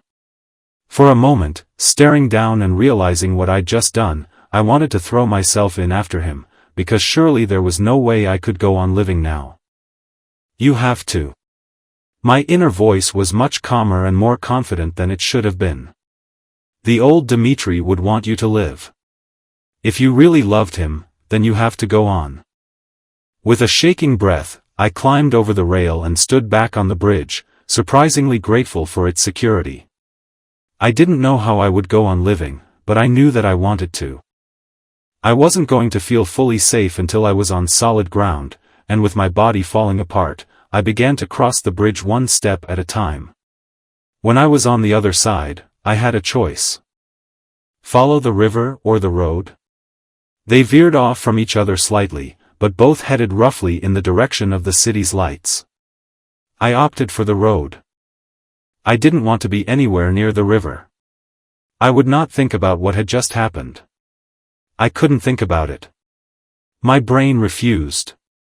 Worry about staying alive first. Then worry about how you're going to live. The road, while clearly rural, was flat and packed and made for easy walking for anyone else. A light rain began falling, which just added insult to injury. I kept wanting to sit and rest, to curl up in a ball and think of nothing else. No, no, no. The light. I had to go toward the light. That almost made me laugh out loud. It was funny, really. Like I was someone having a near-death experience. Then I did laugh. This whole night had been full of near-death experiences. This was the least of them. It was also the last. And as much as I longed for the city, it was too far away. I'm not sure how long I walked before I finally had to stop and sit. Just a minute, I decided. I'd rest for a minute and then keep moving. I had to keep moving. If by some crazy chance I'd missed his heart, Dimitri could be climbing out of the river at any moment. Or other surviving Strigoi could be coming after me from the manor. But I didn't get up in a minute. I think I may have slept, and I honestly don't know how long I'd been sitting there when headlights suddenly spurred me to alertness. A car slowed down and came to a stop. I managed to get to my feet, bracing myself. No Strigoi got out. Instead, an old human man did. He peered at me and said something in Russian. I shook my head and backed up a step. He leaned into the car and said something, and a moment later, an older woman joined him. She looked at me and her eyes widened, face compassionate. She said something gentle-sounding and held out her hand to me, cautious in the way one would be when approaching a feral animal. I stared at her for several heavy seconds and then pointed at the purple horizon. Novosibirsk, I said. She followed my gesture and nodded. Novosibirsk. She pointed to me and then to the car. Novosibirsk. I hesitated a little longer and then let her lead me into the back seat. She took off her coat and laid it over me, and I noticed then that I was soaked from the rain. I had to be a mess after everything I'd been through tonight. It was a wonder they'd even stopped. The old man began driving again. And it occurred to me I could have just gotten in a car with serial killers. But then, how would that be any different from the rest of my night? The mental and physical pain were starting to drag me under, and with my last effort, I wet my lips and choked out another gem from my Russian vocabulary. Pazvanit? The woman looked back at me in surprise. I wasn't sure if I had the word right. I might have just asked for a pay phone instead of a cell phone, or maybe I'd asked for a giraffe, but hopefully the message came through regardless. A moment later, she reached into her purse and handed me a cell phone. Even in Siberia, everyone was wired. With shaking hands, I dialed the number I now had memorized. A female voice answered. Allo. Sydney? This is Rose. Chapter 27. I didn't recognize the guy Sydney sent to meet us when we reached Novosibirsk, but he had the same golden tattoo that she did. He was sandy-haired and in his 30s and human, of course. He looked competent and trustworthy, and as I leaned against the car, he laughed and spoke to the elderly couple like they'd been best friends forever. There was a professional and reassuring air about him, and soon they were smiling too. I'm not sure what he told them. Maybe that I was his wayward daughter or something, but they apparently felt good enough to leave me in his hands. I supposed with their jobs, the alchemist charm in action. When the old man and woman drove off, his demeanor shifted slightly. He didn't seem as cold as Sydney initially had, but there was no laughing or joking with me. He'd become distinctly businesslike. And I couldn't help but think of the stories of Men in Black, the people who cleaned up after extraterrestrial encounters in order to keep the world ignorant of the truth. Can you walk? He asked, eyeing me up and down. Unclear at this time, I replied. It turned out I could, just not very well. With his help, I eventually ended up at a townhouse over in a residential part of the city. I was bleary-eyed and barely able to stay on my feet by that point. There were other people there, but none of them registered. The only thing that mattered was the bedroom someone took me to. I mustered enough strength at that point to break free of the arms supporting me and do a faceplant right in the middle of the bed. I fell asleep instantly. I awoke to bright sunshine filling my room and voices speaking in hushed tones. Considering everything that I'd been through, I wouldn't have been surprised to see Dimitri, Tatiana, or even Dr. Olensky from the academy there. Instead, it was Abe's bearded face that looked down at me, the light making all of his jewelry gleam. For a moment, his face blurred, and all I saw was dark. Dark water that threatened to wash me away. Dimitri's last words echoed in my head, that's what I was supposed to say. He'd understood that I wanted to hear that he loved me. What would have happened if we'd had a few moments more? Would he have said those words? Would he have meant them? And would it have mattered? With the same resolve I'd mustered before, I parted the waters swirling in my mind, ordering myself to push aside last night as long as I could. I would drown if I thought about it. Now I had to swim. Abe's face came back into focus. "Greetings, Zmay," I said weakly. Somehow, him being here didn't surprise me. Sydney would have had to tell her superiors about me, who in turn would have told Abe. Nice of you to slither on in. He shook his head, wearing a rueful smile. I think you've outdone me when it comes to sneaking around dark corners. I thought you were on your way back to Montana. Next time, make sure you write a few more details into your bargains. Or just pack me up and send me back to the US for real. Oh, he said, that's exactly what I intend to do. He kept smiling as he said it, but somehow, I had a feeling he wasn't joking. And suddenly, I no longer feared that fate. Going home was starting to sound good. Mark and Oksana walked over to stand beside him. Their presence was unexpected but welcome. They smiled too, faces melancholy but relieved. I sat up in bed, surprised I could move at all. You healed me, I said to Oksana. I still hurt, but I don't feel like I'm going to die, which I have to think is an improvement. She nodded. I did enough to make sure you weren't in immediate danger. I figured I could do the rest when you woke up. I shook my head. No. I'll recover on my own. I always hated it when Lissa healed me. I didn't want her wasting the strength on me. I also didn't want her inviting spirit side effects. Lissa. I jerked the covers off of me. Oh my God. I have to get home. Right now. Immediately. 3 pairs of arms blocked my way. Hold on, said Mark. You aren't going anywhere. Oksana only healed you a little. You're a long way from being recovered. And you still haven't told us what happened, said Abe, eyes as shrewd as ever.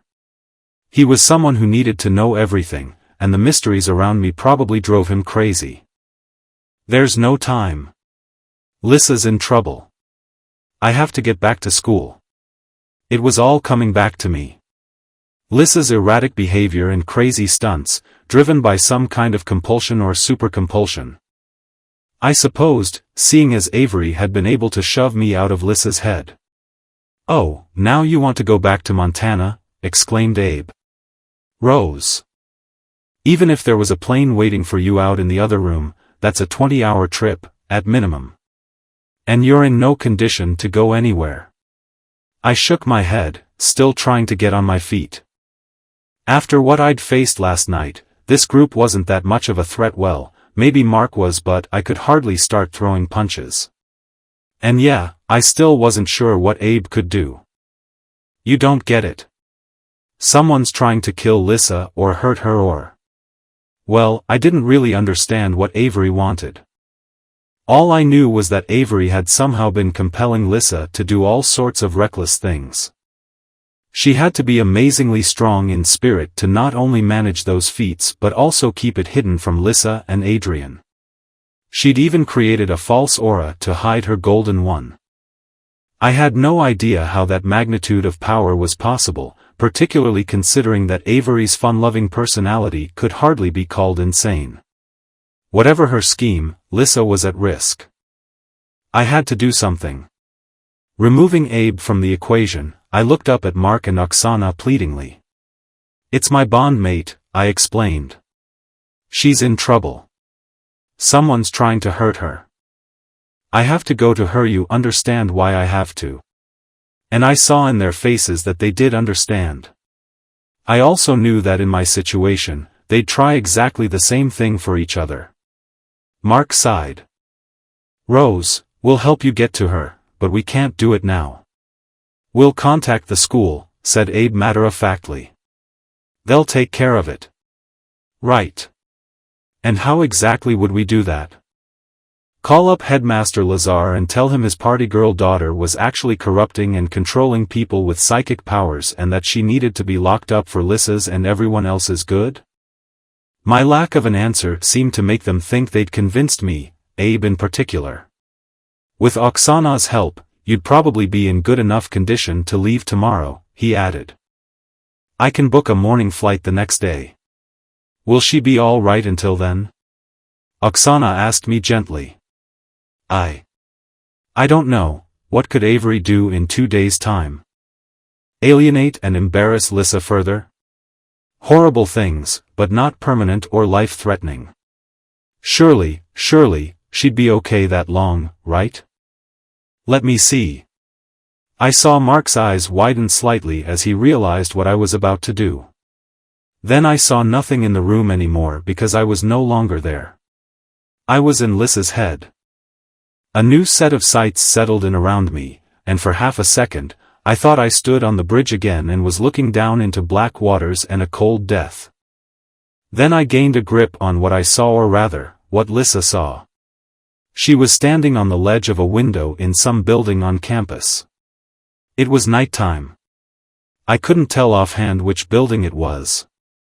But it didn't matter. Lissa was on what appeared to be the 6th floor, standing there in high heels, laughing about something while the dark ground threatened below. Behind her, I heard Avery's voice. "Lissa, be careful. You shouldn't be up there." But it had the same double meaning that permeated everything Avery did. Even as she said those words of caution, I could feel a reckless drive within Lissa, something telling her that it was okay to be where she was and not to worry so much. It was Avery's compulsion. Then, I felt that brushing of my mind. And the annoyed voice. "You again?" I was forced back out, back to the bedroom in Novosibirsk. Abe was freaking out, apparently thinking I'd gone into some catatonic fit. And Mark and Oksana were attempting to explain to him what had happened. I blinked and rubbed my head as I gathered myself, and Mark breathed a sigh of relief. It's much stranger watching someone do that than it is doing it myself. "She's in trouble," I said, attempting to get up again. "She's in trouble, and I don't know what to do." They were right in saying there was no way on earth I could get to Lissa anytime soon. And even if I followed Abe's suggestion and contacted the school, I didn't know for sure where Lissa was at or even if anyone there would believe me. I thought about jumping back in and trying to read Lissa's location from her mind, but Avery would likely throw me out again. From what I had briefly felt, Lissa didn't have her cell phone on her, no surprise. There were strict rules about having them in classes, so she usually left hers in her dorm room. But I knew someone who would have his. And who would believe me. "Does anyone have a phone?" I asked. Abe gave me his, and I dialed Adrian's number, surprised I had it memorized. Adrian was mad at me, but he cared about Lissa. He would help her, no matter his grudge toward me. And he would believe me when I tried to explain a crazy, spirit-induced plot. But when the other end of the line picked up, It was his voicemail that answered, not the man himself. "I know how devastated you must be to miss me," his cheery voice said, "but leave a message. And I'll try to ease your agony as soon as possible." I disconnected, feeling lost. Suddenly, I looked up at Oksana as one of my crazier ideas came to mind. You can do that thing, where you actively go in someone's mind and touch their thoughts, right? Like you did to me? She grimaced slightly. "Yes, but it's not something I like to do. I don't think it's right." "Can you compel them once you're in there?" She looked even more disgusted. "Well, yes, of course, the two things are actually very similar. But reaching in someone's mind is one thing and forcing them into some unwanted behavior is an entirely different matter." "My friend is about to do something dangerous," I said. "It could kill her. She's being compelled, but I can't do anything about it. The bond won't let me actively reach her. I can only watch." "If you could reach inside my friend's head and compel her out of danger." Oksana shook her head. "Supposing morals weren't an issue. I can't reach into someone who's not actually here, let alone someone I've never met." I raked a hand through my hair, panic setting in. I wished Oksana knew how to walk dreams. That would at least give her the long-distance capability. All of these spirit powers seem to be one-off from each other, each having some additional nuance. Someone who could dream walk might be able to take the next step and visit someone awake. An even crazier idea came to me. This was a groundbreaking day. "Oksana, you can reach into my mind, right?" "Yes," she reaffirmed. If I was in my bondmate's head at the time, could you reach into me and then reach into her mind? Could I, be the link between you guys?" "I've never heard of anything like that," murmured Mark. "That's because we've never had this many spirit users and shadow-kissed around before," I pointed out. Abe, understandably, looked completely lost. A shadow fell over Oksana's face. "I don't know. Either it works or it doesn't," I said. "If it doesn't, then there's no harm done. But if you can reach her through me, you can compel her." She started to speak, and I cut her off. I know, you think it's wrong. But this other spirit user? She's the one who's wrong. All you have to do is compel Lissa out of danger. She's ready to jump out a window. Stop her now, then I'll get to her in another day or so and fix things. And by fix things, I meant ruin Avery's pretty face with a black eye. In my bizarre life, I'd grown pretty used to people, especially adults, rejecting my outlandish ideas and proclamations. I'd had a hell of a time convincing people that Victor had kidnapped Lissa and an equally hard time making the Guardians believe the school was under attack.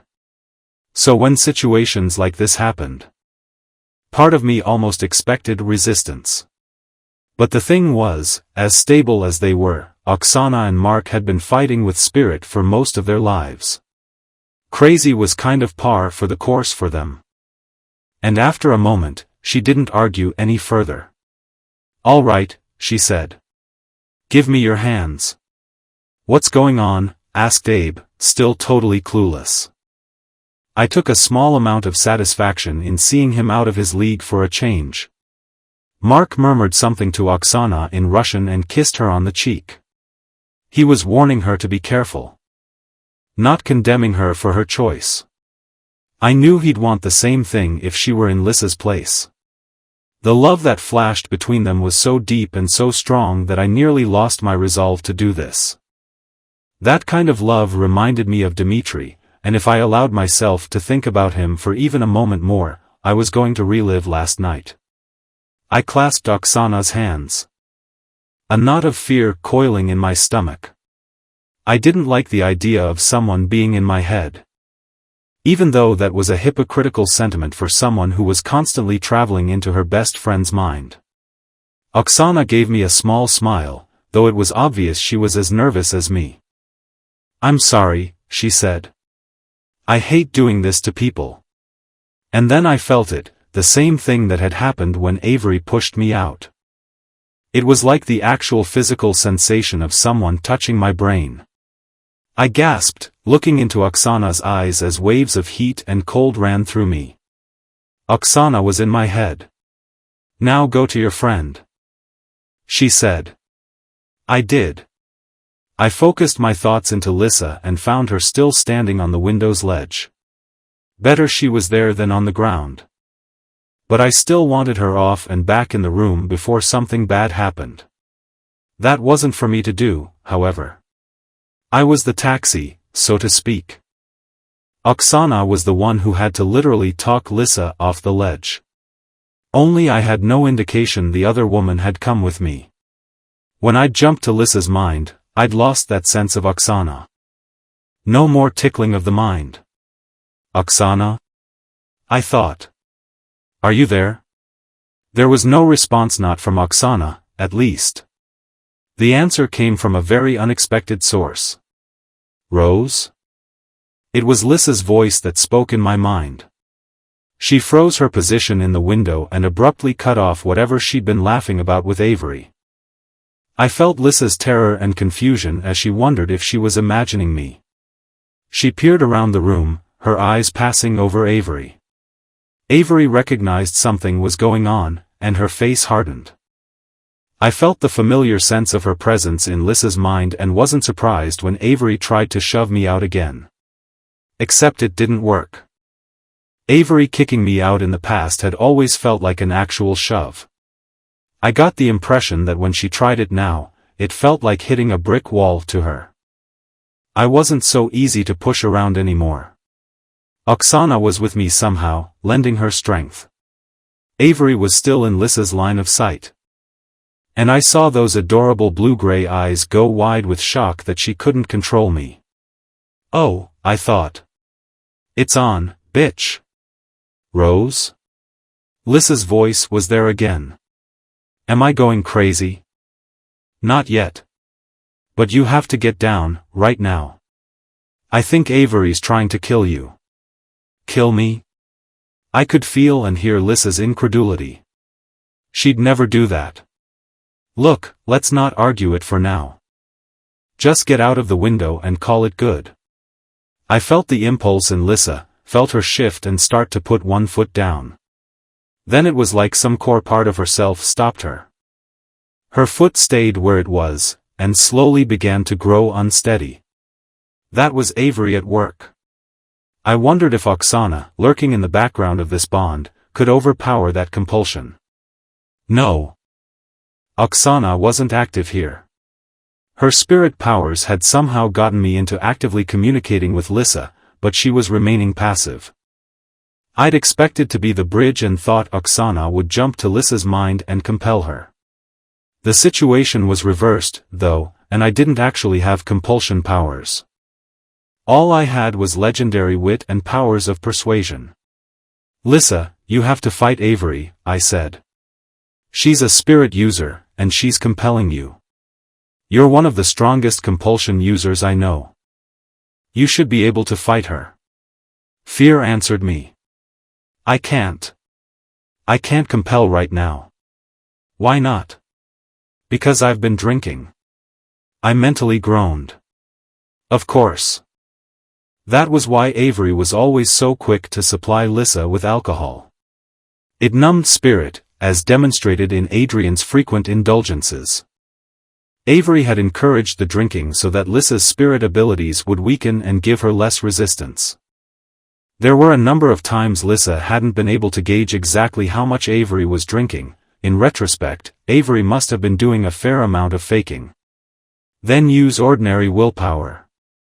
I told her. It's possible to resist compulsion. It was true. Compulsion wasn't an automatic ticket to world domination. Some people were better at resisting it than others. Though a strigoi or spirit user certainly complicated matters. I felt Lissa build up her resolve, felt her repeat my words over and over, that she had to be strong and step back off the ledge. She worked to push away that impulse Avery had implanted, and without knowing how, I suddenly found myself pushing on it as well. Lissa and I joined our strength together and started shoving Avery out. In the physical world, Avery and Lissa's gazes were locked as the psychic struggle continued. Avery's face showed hard concentration that suddenly became overlaid with shock. She'd noticed me fighting her too. Her eyes narrowed, and when she spoke, it was me she addressed and not Lissa. "Oh." Avery hissed, "You do not want to mess with me. Didn't I?" There was a rush of heat and that feeling of someone reaching into my mind. Only it wasn't Oksana. It was Avery. And she was doing some serious investigation of my thoughts and memories. I understood now what Oksana meant about it being invasive and a violation. It wasn't just looking through someone's eyes. It was spying on their most intimate thoughts. And then, the world around me dissolved. I stood in a room I didn't recognize. For a moment, I thought I was back in Galina's estate. It certainly had that rich, expensive feel to it. But no. After a moment's examination, I realized this wasn't the same at all. The furnishings were different. Even the vibe was different. Galina's home had been beautiful, but there had been a cold, impersonal feel to it. This place was inviting and clearly well loved. The plush couch had a quilt thrown haphazardly in its corner. As though someone or maybe two someones had been cuddling underneath it. And while the room wasn't messy, exactly, there were scattered objects, books. Framed photos that indicated this room was actually used and wasn't just for show. I walked over to a small bookshelf and picked up one of the framed photos. I nearly dropped it when I saw what it was. It was a picture of Dimitri and me, but I had no memory of it. We stood arm in arm, leaning our faces together to make sure we both got in the shot. I was grinning broadly, and he too wore a joyous smile, one I'd hardly ever seen on him. It softened some of the protective fierceness that usually filled his features and made him look sexier than I'd ever imagined. A piece of that soft brown hair had slipped his ponytail and lay on his cheek. Beyond us was a city that I immediately recognized, St. Petersburg. I frowned. No. This was definitely a picture that couldn't exist. I was still studying it when I heard someone walk into the room. When I saw who it was, my heart stopped. I set the photo back on the shelf with shaking hands and took a few steps back. It was Dimitri. He wore jeans and a casual red t-shirt that fit the lean muscles of his body perfectly. His hair was down loose and slightly damp, like he'd just gotten out of the shower. He held 2 mugs and chuckled when he saw me. "Still not dressed?" he asked, shaking his head. "They're going to be here any minute." I looked down and saw that I wore plaid flannel pajama bottoms and a tank top. He handed me the mug, and I was too stunned to do anything but take it. I peered into it, hot chocolate, and then looked up at him. There was no red in his eyes, no evil on his face. Only gorgeous warmth and affection. He was my Dimitri. The one who'd loved and protected me. The one with a pure heart and soul. Who's coming?" I asked. "Lissa and Christian. They're coming for brunch." He gave me a puzzled look. "Are you okay?" I looked around, again taking in the comforting room. Through a window, I saw a backyard filled with trees and flowers. Sunshine spilled through onto the carpet. I turned back to him and shook my head. "What is this? Where are we?" His confused expression now turned into a frown. Stepping forward, he took my mug and set his and mine on the shelf. His hands rested on my hips, and I flinched but didn't break away. How could I when he looked so much like my Dimitri? "This is our house," he said, drawing me near. "In Pennsylvania." "Pennsylvania? Are we at the royal court?" He shrugged. "A few miles away." I slowly shook my head. "No, that's not possible. We can't have a home together. And definitely not so close to the others. They'd never let us." If in some crazy world Dimitri and I lived together, we'd have to do it in secret somewhere remote, like Siberia. You insisted. He said with a small smile. And none of them care. They accept it. Besides, you said we had to live near Lissa. My mind reeled. What was going on? How was this possible? How could I be living with Dimitri, especially so near Moroi? This wasn't right, and yet, it felt right. Looking around, I could see how this was my home. I could feel the love in it. Feel the connection Dimitri and I had to it. But, how could I actually be with Dimitri? Wasn't I supposed to be doing something else? Wasn't I supposed to be somewhere else? You're a Strigoi. I said at last. No, you're dead. I killed you. He ran a finger along my cheek, still giving me that rueful smile. Do I look like I'm dead? Do I look Strigoi? No. He looked wonderful and sexy and strong. He was all the things I remembered, all the things I loved. But you were, I trailed off, still confused. This wasn't right. There was something I had to do. But I still couldn't remember.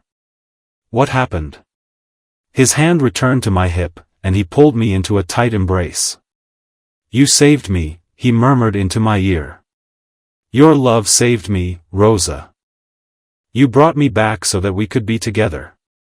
Had I? I had no memory of that, either. But this all seemed so real, and it felt so wonderful. I'd missed his arms around me. He'd held me as a Strigoi, but it had never felt like this. And when he leaned down and kissed me, I knew for sure he wasn't a Strigoi. I didn't know how I could have ever deluded myself back at Galina's. This kiss was alive. It burned within my soul, and as my lips pressed more eagerly into his, I felt that connection. The one that told me there was no one else in the world for me except him. Only, I couldn't shake the feeling that I wasn't supposed to be here. But where was I supposed to be? Lissa, something with Lissa. I broke the kiss but not the embrace. My head rested against his chest. I really saved you. Your love was too strong. Our love was too strong. Not even the undead could keep us apart. I wanted to believe it. Desperately. But that voice still nagged in my head. Lissa. What about Lissa? Then, it came to me. Lissa and Avery. I had to save Lissa from Avery.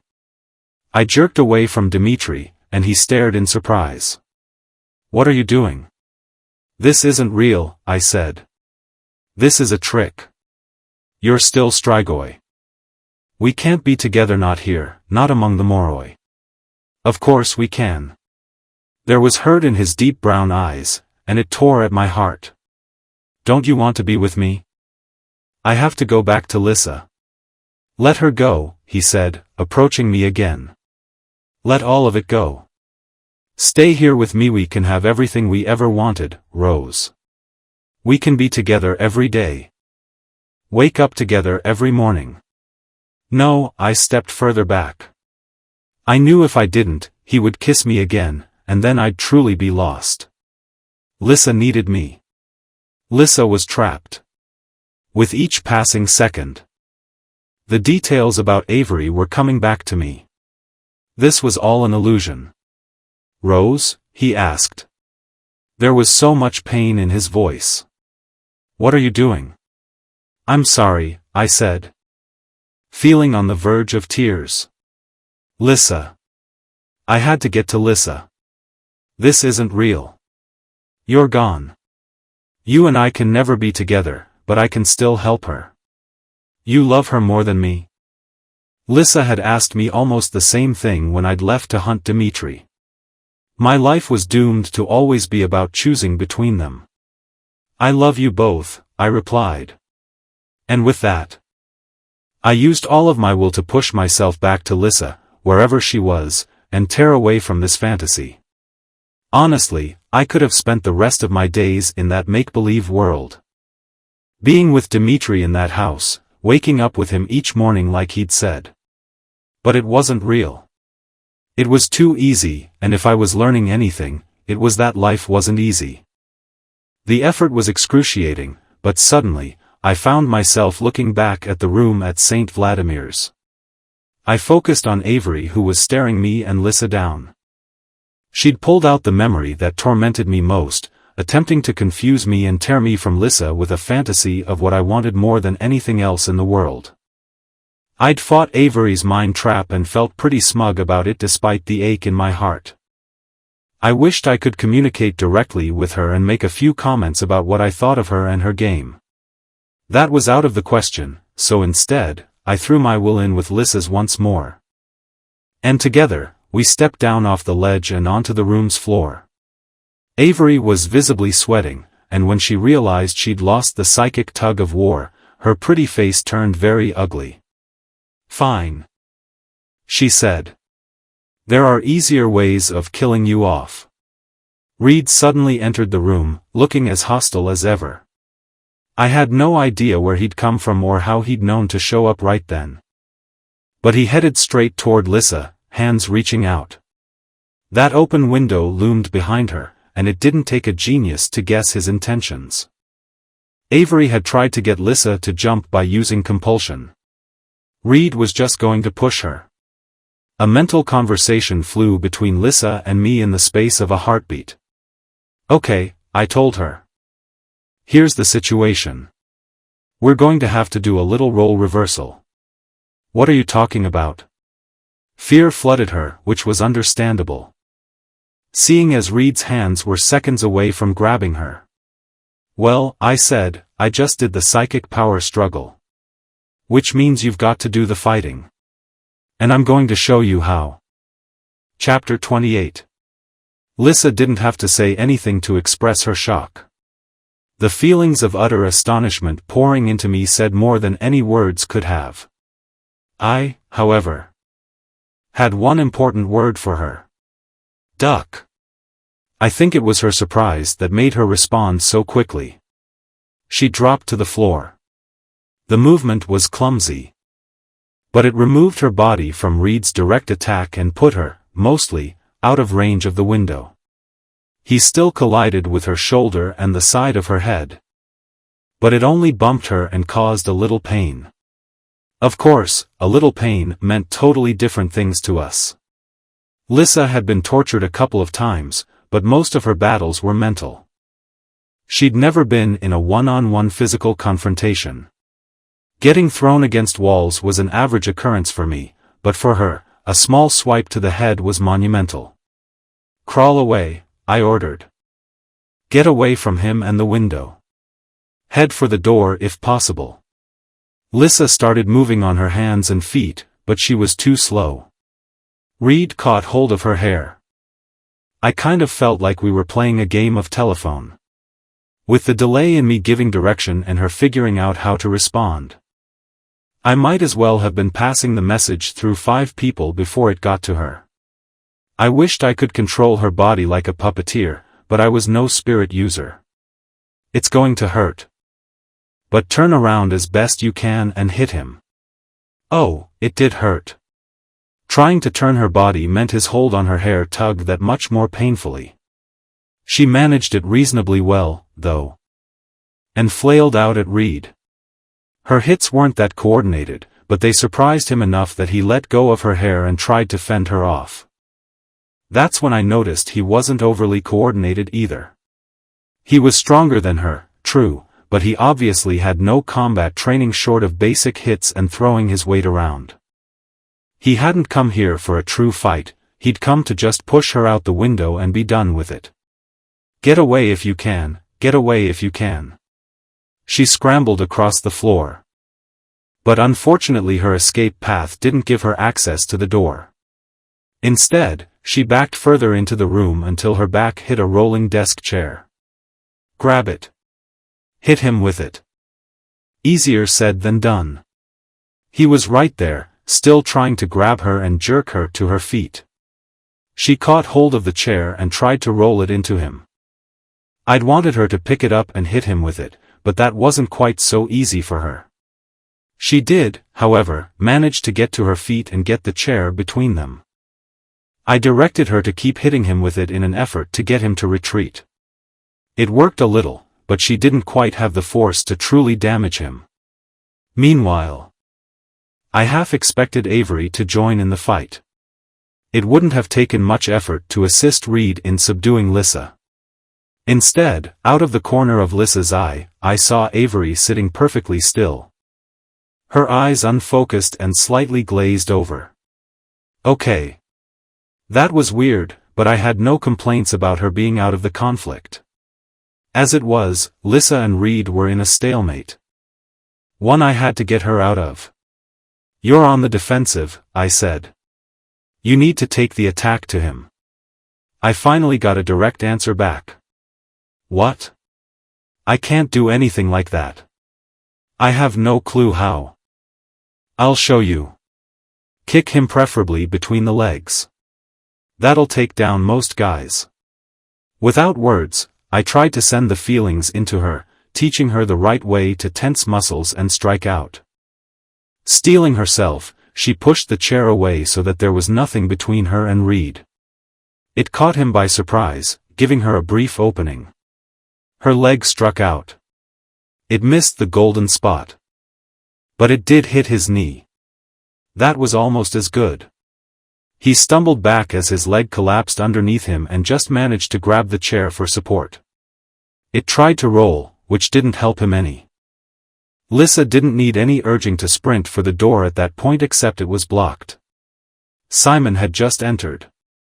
For a moment, both Lissa and I felt relief. A guardian. Guardians were safe.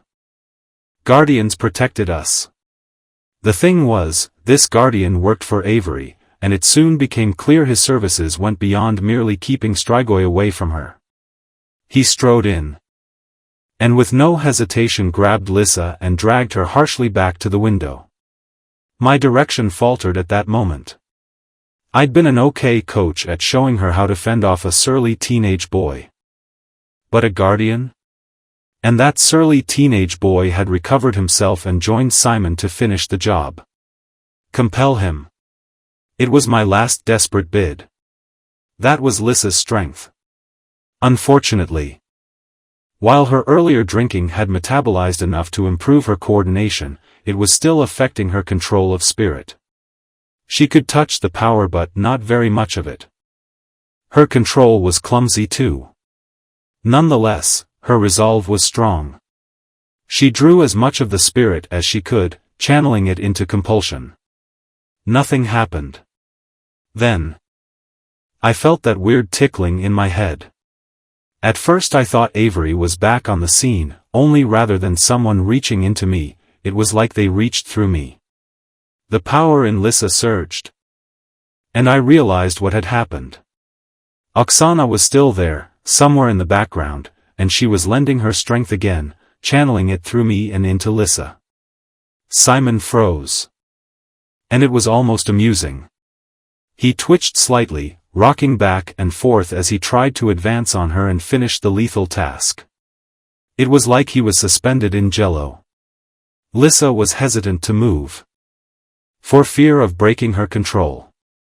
There was also the issue that Reed was not being compelled, but for the moment, he seemed too confused about what was happening to Simon to react. "You can't just kill me," Lissa blurted out. "Don't you think people are going to ask questions when they find my body shoved out a window?" "They won't notice," said Simon stiffly. Even the words required effort. "Not when you're resurrected. And if you can't be, then it was just a tragic accident that befell a troubled girl." Slowly, slowly. He began breaking out of her compulsion. Her power, while still there, was weakening a little. There was a leak somewhere, and it was dripping out. I suspected it might be Avery's influence or simply Lissa's mental fatigue. Maybe both. A supreme look of satisfaction crossed Simon's features as he lunged forward, and then he froze again.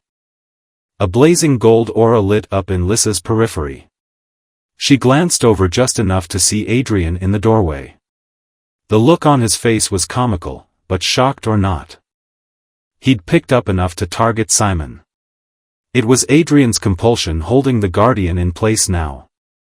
Lissa squirmed away, yet again trying to keep out of that damned window's opening. "Hold him!" Lissa cried. Adrian grimaced. "I can't." "What the hell? It's like there's someone else there." "Avery," said Lissa, sparing a brief glance at the other girl. Avery's face had gone pale even for a Moroi. Her breathing was heavy, and her sweating had increased. She was fighting Adrian's compulsion. A few seconds later, Simon broke free yet again. He advanced on Lissa and Adrian, though his movements seemed sluggish. "Son of a bitch," I thought. "Now what?" demanded Lissa. "Read. Go for Reed. Get him out of the picture." Reed had been frozen during the struggle with Simon, watching with fascination. And like those of the Guardian, Reed's actions seemed a little sluggish. Still, he was moving toward Lissa again. Simon had apparently decided Adrian was the immediate threat and was heading that way. Time to see if dividing and conquering would work. "What about Adrian?" Lissa asked. "We're going to have to leave him on his own for a minute. Get to Reed. Knock him out." "What?" But she advanced on him anyway, moving with a determination that warmed me with pride. His face curled into a snarl. He was frantic and overconfident, though not thinking clearly and still moving in an ungainly way. Once more, I attempted to teach Lissa without words. I couldn't make her do anything, but I tried to make her feel what it was like to punch someone. How to draw back her arm, curl her fingers in the proper way, build up the strength. After what I'd seen her do earlier, the best I could hope for was a decent approximation of a punch, enough to keep him off her and create further delay. And that's when something truly beautiful happened. Lissa socked him in the nose. And I mean, socked. We both heard the impact, heard the nose break. Blood came out. He flew backward. Both he and Lissa staring wide-eyed. Never would I have thought Lissa capable of something like that. Not sweet, delicate, beautiful Lissa. I wanted to whoop and dance with joy. But this wasn't over yet. "Don't stop. Hit him again. You've got to knock him out." "I did," she cried, horrified at what she'd done. Her fist was also in agonizing pain. I hadn't really mentioned that part during my coaching. "No, you've got to incapacitate him," I told her. "I think he and Avery are bonded, and I think she's taking her strength from him." It made sense now, why he'd frozen when Avery drew power to use compulsion, why he'd known to show up when he had. She'd used their bond to summon him. And so Lissa went after Reed again. She got in 2 more punches, one of which knocked his head against the wall. His lips parted and his features went slack. He dropped to the floor, eyes staring vacantly. I wasn't sure if he was entirely unconscious, but he was out of this for the moment. Off to the side, I heard a small cry from Avery.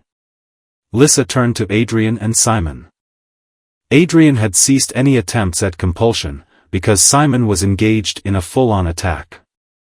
Adrian's face showed he'd taken a few hits of his own, and I figured that, like Lissa, he'd never engaged in this kind of physical combat. Without any need for direction from me, Lissa strode over and turned on her compulsion. Simon jerked in surprise, not stopping his attack. But caught off guard. Lissa was still weak, but the walls around him had dropped a little, just as I'd suspected they would. "Help me," cried Lissa. With the momentary lapse on Simon's part. Adrian tried to wield his spirit too. Lissa felt and saw the change in his aura as the magic flowed through him. She felt him join her in their psychic attack on Simon, and a moment later, I sensed Oksana joining the fray. I wanted to play general and shout orders, but this wasn't my battle anymore.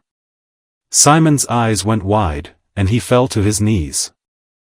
Lissa could sense the other two spirit users and was a bit surprised by Oksana's presence and had the vague impression that they were all doing slightly different things to Simon. Lissa was trying to compel him to stop his attack, to simply sit still. Her brief brush with Adrian's magic told her he was trying to make the guardian sleep. And Oksana was attempting to get Simon to run out of the room. The conflicting messages and all that power were too much.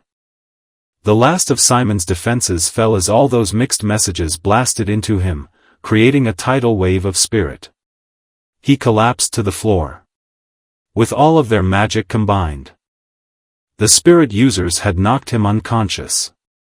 Lissa and Adrian turned to Avery, bracing themselves, but there was no need. As soon as all that spirit had blasted into Simon, Avery had begun screaming. And screaming and screaming. She gripped the sides of her head, the sound of her voice horrible and grating. Lissa and Adrian exchanged glances, unsure how to handle this new development. For God's sake, gasped Adrian, exhausted. How do we shut her up? Lissa didn't know. She considered approaching Avery and trying to help her, in spite of all that had happened. But a few seconds later, Avery grew quiet. She didn't pass out like her companions had. She just sat there, staring. Her expression no longer resembled the dazed look she'd had while wielding spirit. It was just blank. Like there was nothing in her at all. What happened? Asked Lissa. I had the answer. The spirit flooded from Simon into her. It fried her. Lissa was startled. How could it go from Simon to her? Because they're bonded. You said she was bonded to Reed. She is. She's bonded to both of them. Lissa had been too distracted while fighting for her life, but I'd been able to notice everyone's auras through her eyes. Avery, no longer masking hers, had possessed a gold one, just like Adrian and Lissa. Simon and Reed had had nearly identical ones, with ordinary colors ringed in black. They were shadow-kissed, both having been brought back from the dead by Avery. Lissa asked no more questions and simply collapsed into Adrian's arms. There was nothing romantic about it. Just a desperate need on both their parts to be close to a friend. Why did you come? She asked him. Are you kidding? How could I not? You guys were like a bonfire with all the spirit you were wielding. I felt it all the way across campus. He glanced around. Man, I have a lot of questions. You and me both, she muttered. I have to go, I told Lissa. I felt a little wistful at having to leave them. I miss you. When will you be back? Soon. Thank you. Thank you for being there for me. Always. I suspected I was smiling back in my own body. Oh, and Lissa? Tell Adrian I'm proud of him. The academy room faded. I was once more sitting on a bed halfway around the world.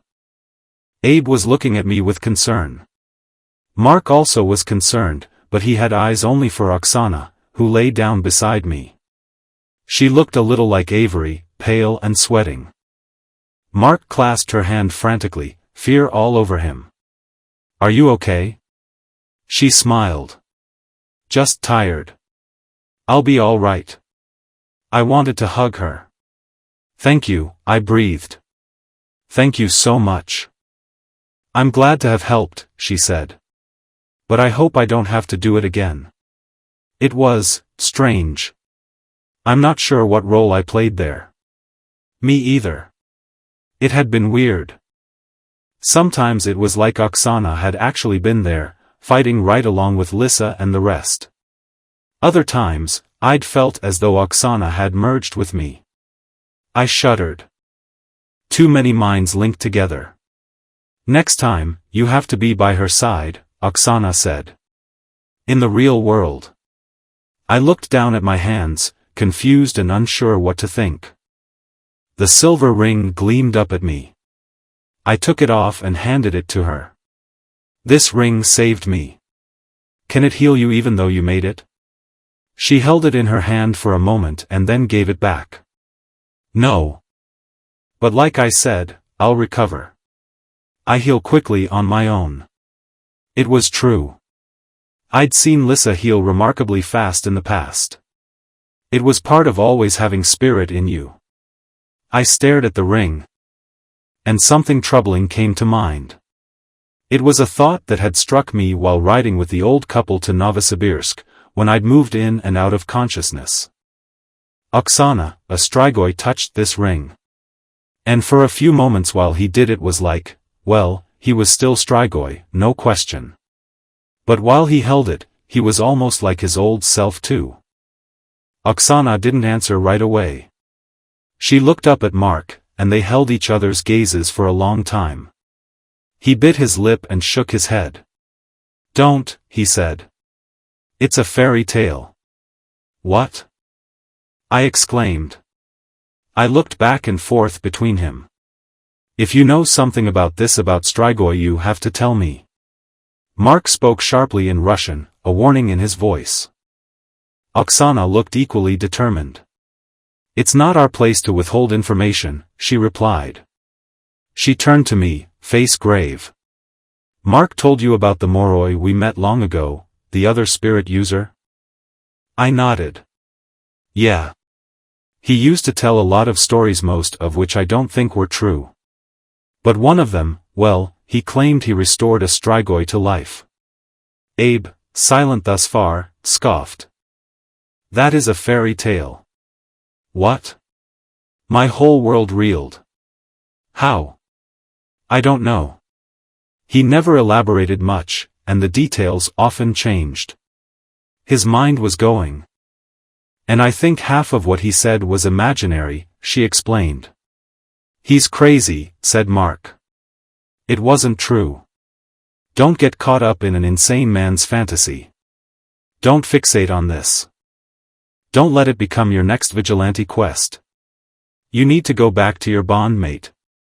I swallowed, every emotion in the world churning in my stomach. Was it true? Had a spirit user restored a Strigoi to life? Theoretically, well, if spirit users could heal and bring back the dead, why not the undead? And Dimitri? Dimitri had definitely seemed altered while holding the ring.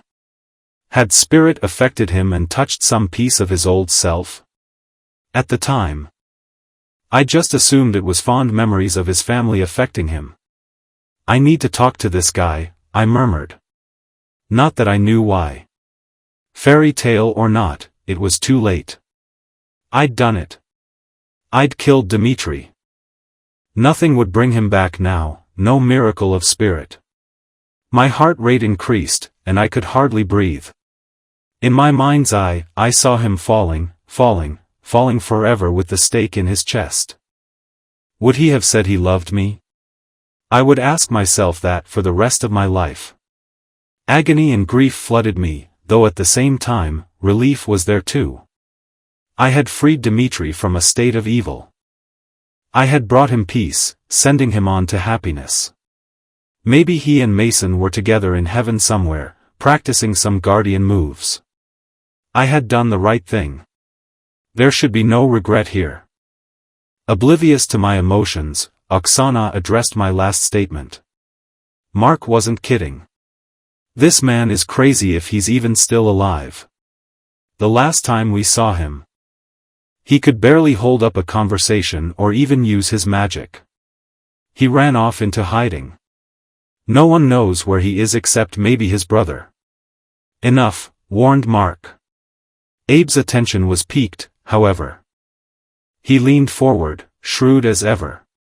What's this man's name? Robert Doru, said Mark after a few hesitant moments. It was no one I knew, and I realized how pointless this all was. This guy was a lost cause and had likely imagined the whole idea of saving a Strigoi in a fit of insanity. Dimitri was gone. This part of my life was over. I needed to get back to Lissa. Then I noticed that Abe had gone very still. Do you know him? I asked. No. Do you? No, I scrutinized Abe's face. You sure look like you know something, Zmay. I know of him.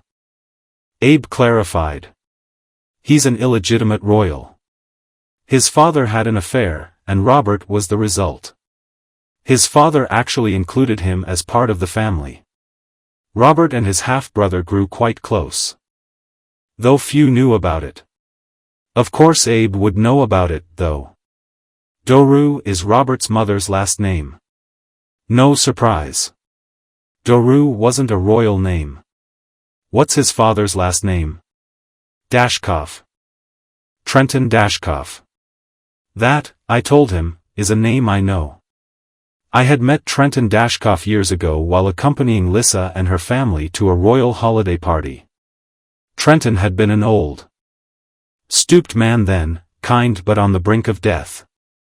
Moroi often lived to be over 100, but he'd been pushing 120, which was ancient even by their standards.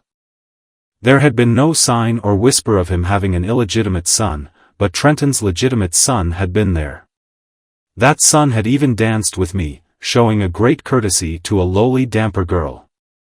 Trenton is Victor Dashkoff's father, I said. You're saying Robert Doru is Victor Dashkoff's half-brother?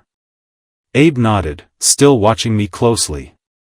Abe, as I'd noted, knew everything. He likely knew my history with Victor. Oksana frowned. Victor Dashkoff is someone important, isn't he? Out in their Siberian cottage, she was removed from the turmoil of Moroi politics. Unaware that the man who would have been king had been locked away in prison. I started laughing, but not because I found any humor in the situation. This whole thing was unbelievable. And my hysteria was the only way to let out all the crazy feelings within me. Exasperation. Resignation. Irony. What's so funny? Asked Mark, startled. Nothing, I said. Knowing if I didn't stop laughing, I'd probably start crying. That's the thing. It's not funny at all. What a wonderful twist to my life. The only person alive who might know something about saving Strigoi was the half-brother of my greatest living enemy, Victor Dashkoff. And the only person who might know where Robert was Victor himself. Victor had known a lot about spirit, and now I had a good idea where he'd first learned about it. Not that it mattered. None of this mattered anymore.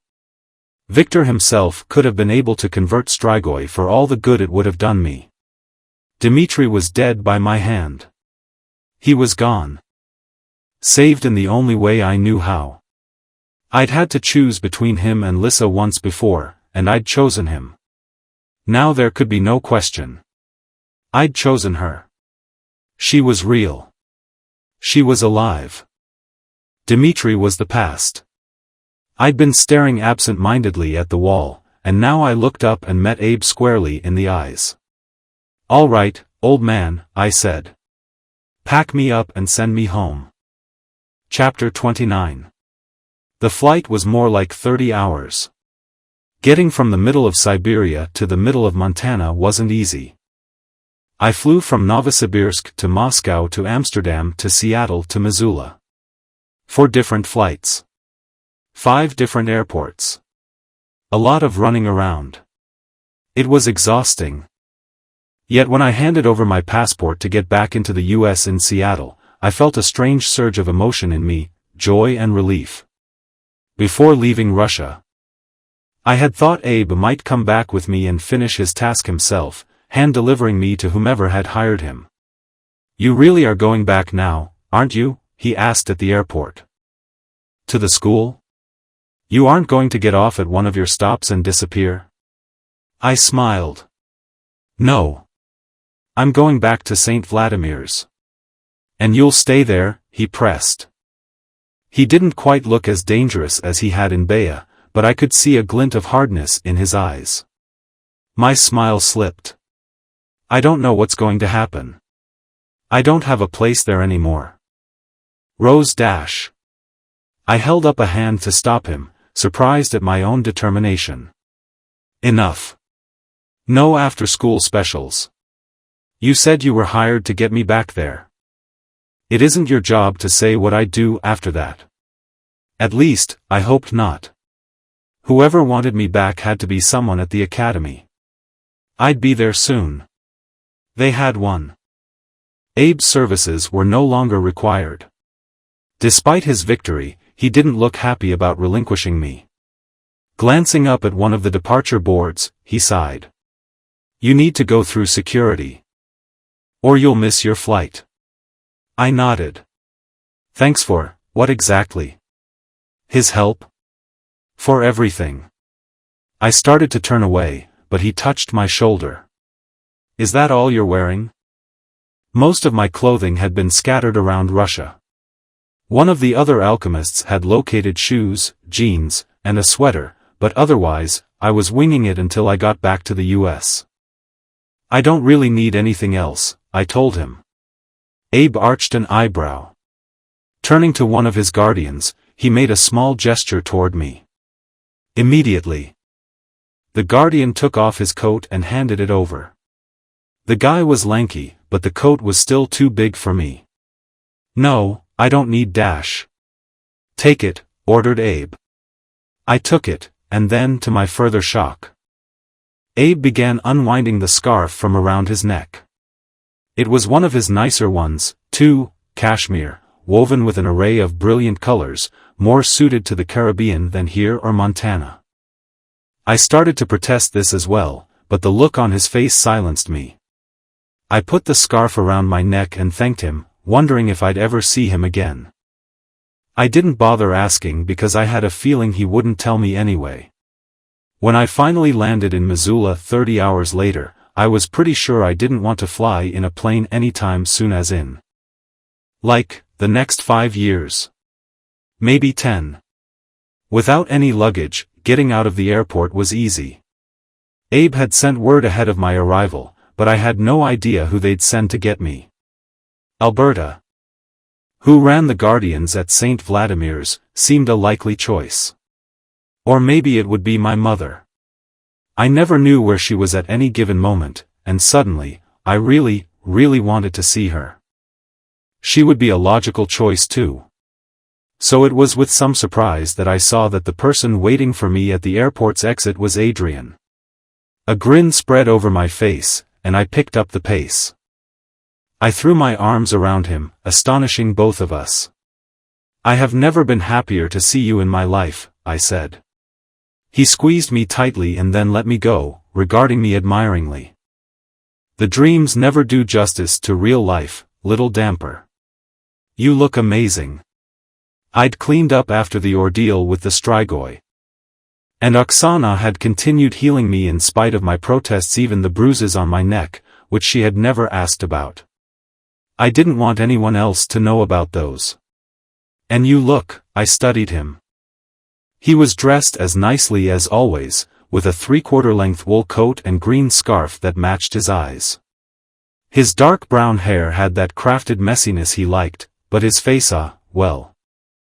As I'd noted before, Simon had gotten a few good punches on him. One of Adrian's eyes was swollen and ringed with bruises. Nonetheless, thinking about him and everything he'd done, well, none of the flaws mattered. Gorgeous. Liar, he said. Couldn't Lissa have healed that black eye away? It's a badge of honor. Makes me seem manly. Come on, your carriage awaits. Why'd they send you? I asked as we walked toward the parking lot. You are sober, aren't you? Adrian didn't dignify that with an answer. Well, the school has no official responsibility to you. Seeing as you're a dropout and everything. So they weren't really obligated to come get you. None of your other friends can leave campus, but me? I'm just a free spirit, hanging out. So I borrowed a car, and here I am. His words sparked mixed reactions in me.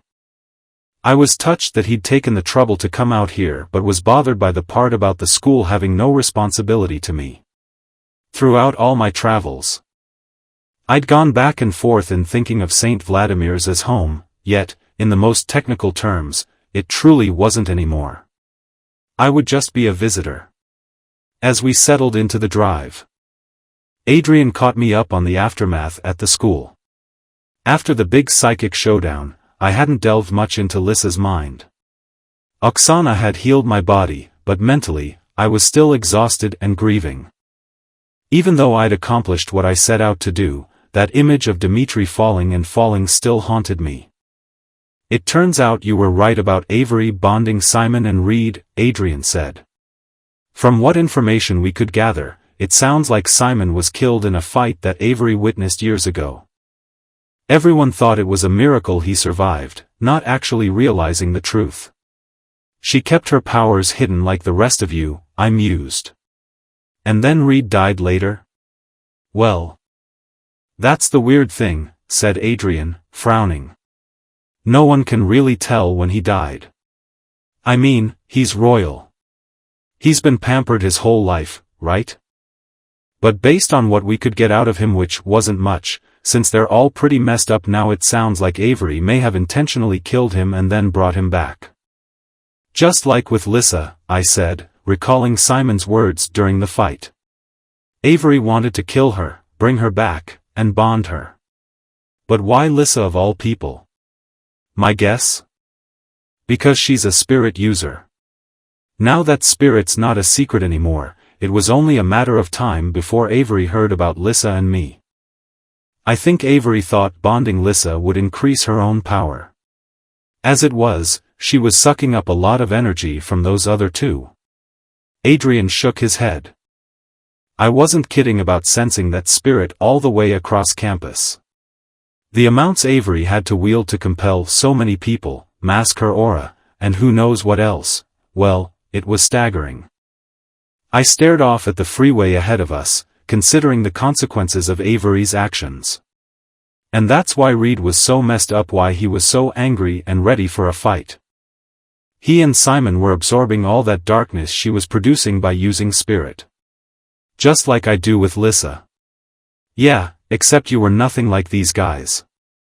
It wasn't so obvious with Simon, he was better at keeping a straight face, but both of them were totally on the edge.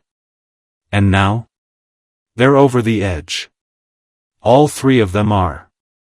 I recalled Simon staring at nothing and Avery screaming. I shivered. When you say over the edge, I mean totally and completely insane. Those three are going to be institutionalized for the rest of their lives. From what we all did? I asked, aghast. Partly, he agreed. Avery was throwing all that power at us. And when we threw it back and then some, well, I think it was like an overload to their minds. And to be honest, considering how Reed and Simon already were, the stage was probably set for this. With Avery too. Mark was right, I murmured. Who? The other shadow-kissed guy I met. He was talking about how Lissa and I might be able to heal the darkness away from each other someday. It takes a careful balance of power between the spirit user and the shadow-kissed. I still don't fully get it. But I'm guessing Avery's little circle of three wouldn't have been able to handle that kind of balancing act. I don't think bonding to more than one person is healthy. Huh. Adrian didn't say anything for a while and simply pondered all this. Finally, he laughed. Man, I can't believe you found another spirit user and shadow-kissed person. It's like finding a needle in a haystack, but that kind of thing always happens to you. I can't wait to hear the rest of what you've been doing. I looked away and rested my cheek against the glass. It's actually not very interesting. None of the Academy officials knew about my role in the showdown with Avery. So it wasn't like anyone questioned me when we got back. They were still doing cleanup and asking Adrian and Lissa a lot of questions. Spirit was still such a new phenomenon that no one knew what to think of what had happened. Avery and her bondmates had been taken away for help, and her father had already gone on a temporary leave of absence. Adrian signed me in as his guest, which got me a campus pass. Like all visitors. I was also given a list of where I'd stay and what I could and couldn't do. I promptly ignored it. I have to go, I told Adrian immediately. He gave me a knowing smile. I figured. Thank you, for coming to get me. I'm sorry I've got to leave you. He waved off my worries. You aren't leaving me. You're back, that's what counts. I've been patient this long, I can hold out a little longer. I held his eyes for a moment, startled at the warm feelings that suddenly bubbled up within me. I kept them to myself, though. Only giving Adrian a quick smile before I set off across campus. I got a lot of strange looks when I went to Lissa's dorm. It was right after classes had ended. So student traffic was pretty busy with people rushing in or out to get somewhere. Yet, when I passed by, silence fell and people stopped moving and talking. It reminded me of when Lissa and I had been returned to school after running away. We'd been marched through the cafeteria and had received similar treatment from our peers. Maybe it was just my imagination, but it seemed worse this time. The looks more shocked. The silence heavier. Last time, I think people had believed we'd run off as some sort of prank. This time, no one really knew why I'd left. I'd come out of the school's attack a hero, only to drop out and disappear. I think some of Lissa's dorm mates thought they were seeing a ghost. Ignoring the gossip and opinions of others was something I had a lot of practice with, and I sprinted past the onlookers without a backward glance, taking the stairs 2 at a time. I shut myself off to Lissa's feelings as I walked down her hall. It seemed silly, but I wanted to be surprised. I just wanted to open my eyes and see her in person. With no warnings as to how she was feeling or what she was thinking. I knocked on the door. Adrian had said seeing me in dreams couldn't compare to seeing me in person. The same was true with Lissa. Being in her head was nothing like being near her in reality. The door opened, and it was like an apparition materializing before me, some sort of heavenly messenger descended from above. I'd never been away from her for this long, and after all this time, part of me wondered if I was imagining this. Her hand went to her mouth, and she stared at me wide-eyed. I think she felt the same way and she hadn't even had warning of my visit. She'd just been told I was coming, soon. No doubt I seemed like a phantom to her, too. And with that reunion, it was like I was emerging from a cave one I'd been in for almost 5 weeks into the bright light of day. When Dimitri had turned, I'd felt like I'd lost part of my soul. When I'd left Lissa, another piece had gone. Now, seeing her, I began to think maybe my soul might be able to heal. Maybe I could go on after all. I didn't feel 100% whole yet. But her presence filled up that missing part of me. I felt more like myself than I had in ages. A world of questions and confusion hung in the silence between us. In spite of everything we'd been through with Avery, there was still a lot of unresolved business from when I had first left the school. For the first time since I'd set foot on the academy's grounds, I felt afraid. Afraid that Lissa would reject me or scream at me for what I'd done. Instead, she drew me into a giant hug. I knew it, she said. She was already choking on her sobs. I knew you'd come back. Of course, I murmured into her shoulder. I said I would. My best friend. I had my best friend back. If I had her, I could recover from what had happened in Siberia. I could go on with my life. I'm sorry, she said. So sorry for what I did. I pulled away in surprise. Stepping into the room, I shut the door behind us. Sorry? What do you have to be sorry for? Despite my joy at seeing her, I'd come here expecting her to still be angry at me for leaving. None of that mess with Avery would have happened if I'd stayed around. I blamed myself. She sat down on her bed, eyes wet. For what I said, when you left. I had no right to say the things I did. I have no right to control you. And I feel horrible because, she ran a hand over her eyes, trying to dry the worst of the tears. I feel horrible because I told you I wouldn't bring back Dimitri. I mean, I know it didn't matter. But I should have still offered to dash. No, no. I sank down in front of her and grabbed her hands, still awed to be with her again. Look at me. You have nothing to be sorry for. I said things I shouldn't have, too. It happens when people are upset. Neither of us should beat ourselves up over it.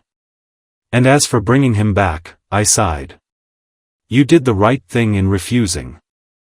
Even if we had found him before he'd been turned, it wouldn't have mattered. You can't safely bond more than one person. That's what went wrong with Avery. Well, that was part of what had gone wrong with Avery. Manipulation and abuse of power had played a huge role too. Lissa's sobs quieted. How did you do that, Rose?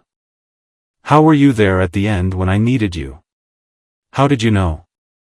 I was with another spirit user. I met her in Siberia. She can actively reach into people's minds, anyone's. Not just those she's bonded to and communicate. Like Avery could, actually. Oksana reached into me while I connected to you. It's really strange how it all went down. To say the least. Another power I don't have, said Lissa ruefully. I grinned. Hey, I have yet to meet any spirit user who can throw a punch like you can. That was poetry in motion, Liss. She groaned. But I sensed her pleasure at my use of the old nickname. I hope I don't ever have to do that again. I'm not meant to be a fighter, Rose. You're the one who charges out there. I'm the one who waits with moral support and post-battle healing. She held up her hands and looked at them. Ugh. No. I definitely don't want to do any more hitting or punching. But at least now you know you can. If you ever want to practice. No. She laughed. I've got too many things to practice with Adrian now, especially after you keep telling me about more and more things that everyone else can do with spirit. Fine. Maybe it's best if things go back to how they were. Her face sobered. God, I hope so. Rose. I did so many stupid things while Avery was around. Through the bond, I felt her greatest regret. Christian. Her heart ached for him, and she'd shed a lot of tears. After having Dimitri ripped away from me, I knew how it felt to lose that kind of love. And I swore to myself that I'd do something to help her. But now wasn't the time. She and I need to reconnect first. You couldn't help it, though, I pointed out. She was too strong with her compulsion, especially when she got you to drink and killed your defenses. Yeah, but not everyone knows that or will understand it. They'll forget, I said. They always do. I understood her angst over her reputation, but I doubted there would be any truly permanent damage aside from Christian. Adrian and I had analyzed Avery's manipulation and figured things out once we'd paired it with Simon's comment about Lissa having an unfortunate accident. Avery had wanted to make Lissa look unstable in the event Avery somehow didn't have the strength to resurrect her. If Lissa actually died, no one would investigate much. After weeks of crazy, drunken behavior, her losing control and accidentally falling out of a window would be tragic but not completely out of the realm of possibility. Spirit's a pain in the ass, Lissa declared. Everyone wants to take advantage of you non-users like Victor and users like Avery. I swear. I'd go back on my medication if I wasn't paranoid now about protecting myself from other Avery-type people. Why'd she want to kill me and not Adrian? Why am I always the target? I couldn't help a smile in spite of the grim topic. Because she wanted you for a minion and him for a boyfriend. She probably wanted a guy who could help escalate her rise in society and couldn't risk killing him in a bonding attempt. Or who knows? Maybe she would have eventually tried him, too. I honestly wouldn't be surprised if she felt threatened by you and wanted to make sure she had the only other known female spirit user under her control. Face it, Liss. We could spend hours trying to figure out how Avery Lazar thinks and get nowhere. True, true. She slid off the bed and sat next to me on the floor. But you know what? I feel like we could talk about anything for hours. You've been here 10 minutes, and it's like, well, it's like you never left. Yeah, I agreed. Before he was a Strigoi. Being with Dimitri had always felt natural and right. Being with Lissa also felt natural and right, though it was a different kind of rightness. In my grief over Dimitri, I'd nearly forgotten what I had with her. They were two sides of me. In that uncanny way she had of guessing thoughts, Lissa said, I meant what I said earlier. I'm sorry for what I said about acting like I have some right to dictate your life.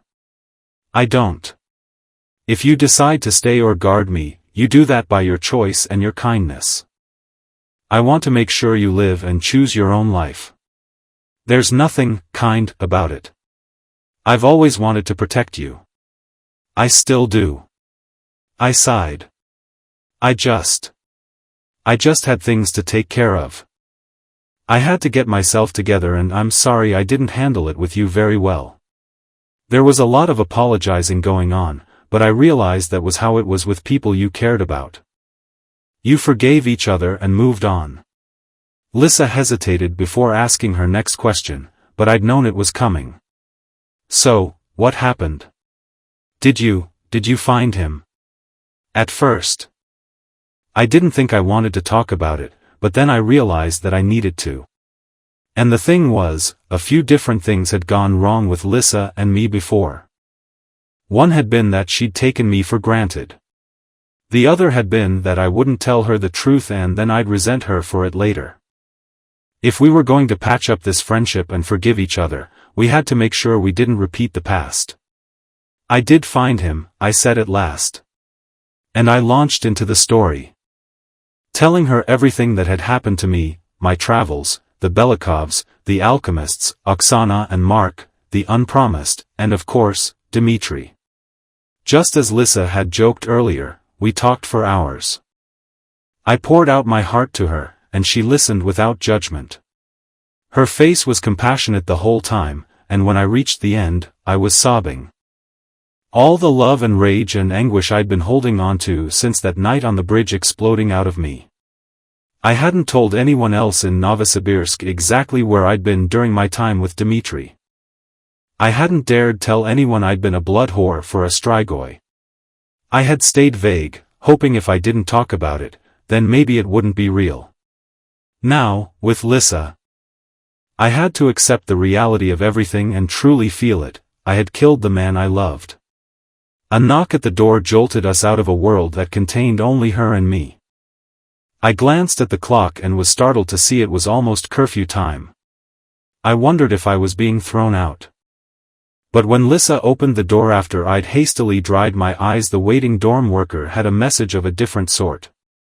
Alberta wants to see you, the woman told me. She thought you might be here. Lissa and I exchanged glances. When? Now? I asked. The woman shrugged. From the way she sounded? Yeah, I'd say now. Or sooner. She shut the door. Alberta was the captain of the Guardians on campus, and when she spoke, people acted. I wonder what this is about, asked Lissa. I stood up, hating to leave. Any number of things, I imagine. I'll go see her and then head back to guest housing. Not that I'll sleep. I have no clue what time zone I'm in anymore. Lissa gave me a parting hug, one we both had a hard time letting go of. Good luck. I started to turn the door's handle and then thought of something. I slipped the silver ring off of my finger and handed it to Lissa. Is this the ring you owe? She wrapped her hand around it, her face growing enraptured. Can you feel the magic in it? I asked. Yeah, it's weak, but it's in there. She held the ring up to the light and stared at it. She probably wasn't going to notice when I left because I had a feeling she'd be studying the ring all night. It's so strange. I can almost immediately feel how she did this. Mark said we probably had a while to go before we could do the healing they do, but maybe you could figure out how to make charms while we wait?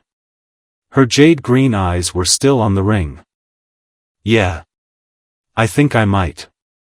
I smiled at her excitement and tried to leave again, but she caught my arm. Hey. Rose. I know I'll see you tomorrow, but... But what? I just wanted to say. After everything that's happened, well, I don't want us to ever have this kind of separation again. I mean... I know we can't be together every single second and that's kind of creepy anyway, but we're bonded for a reason. We're meant to look out for each other and be there for each other.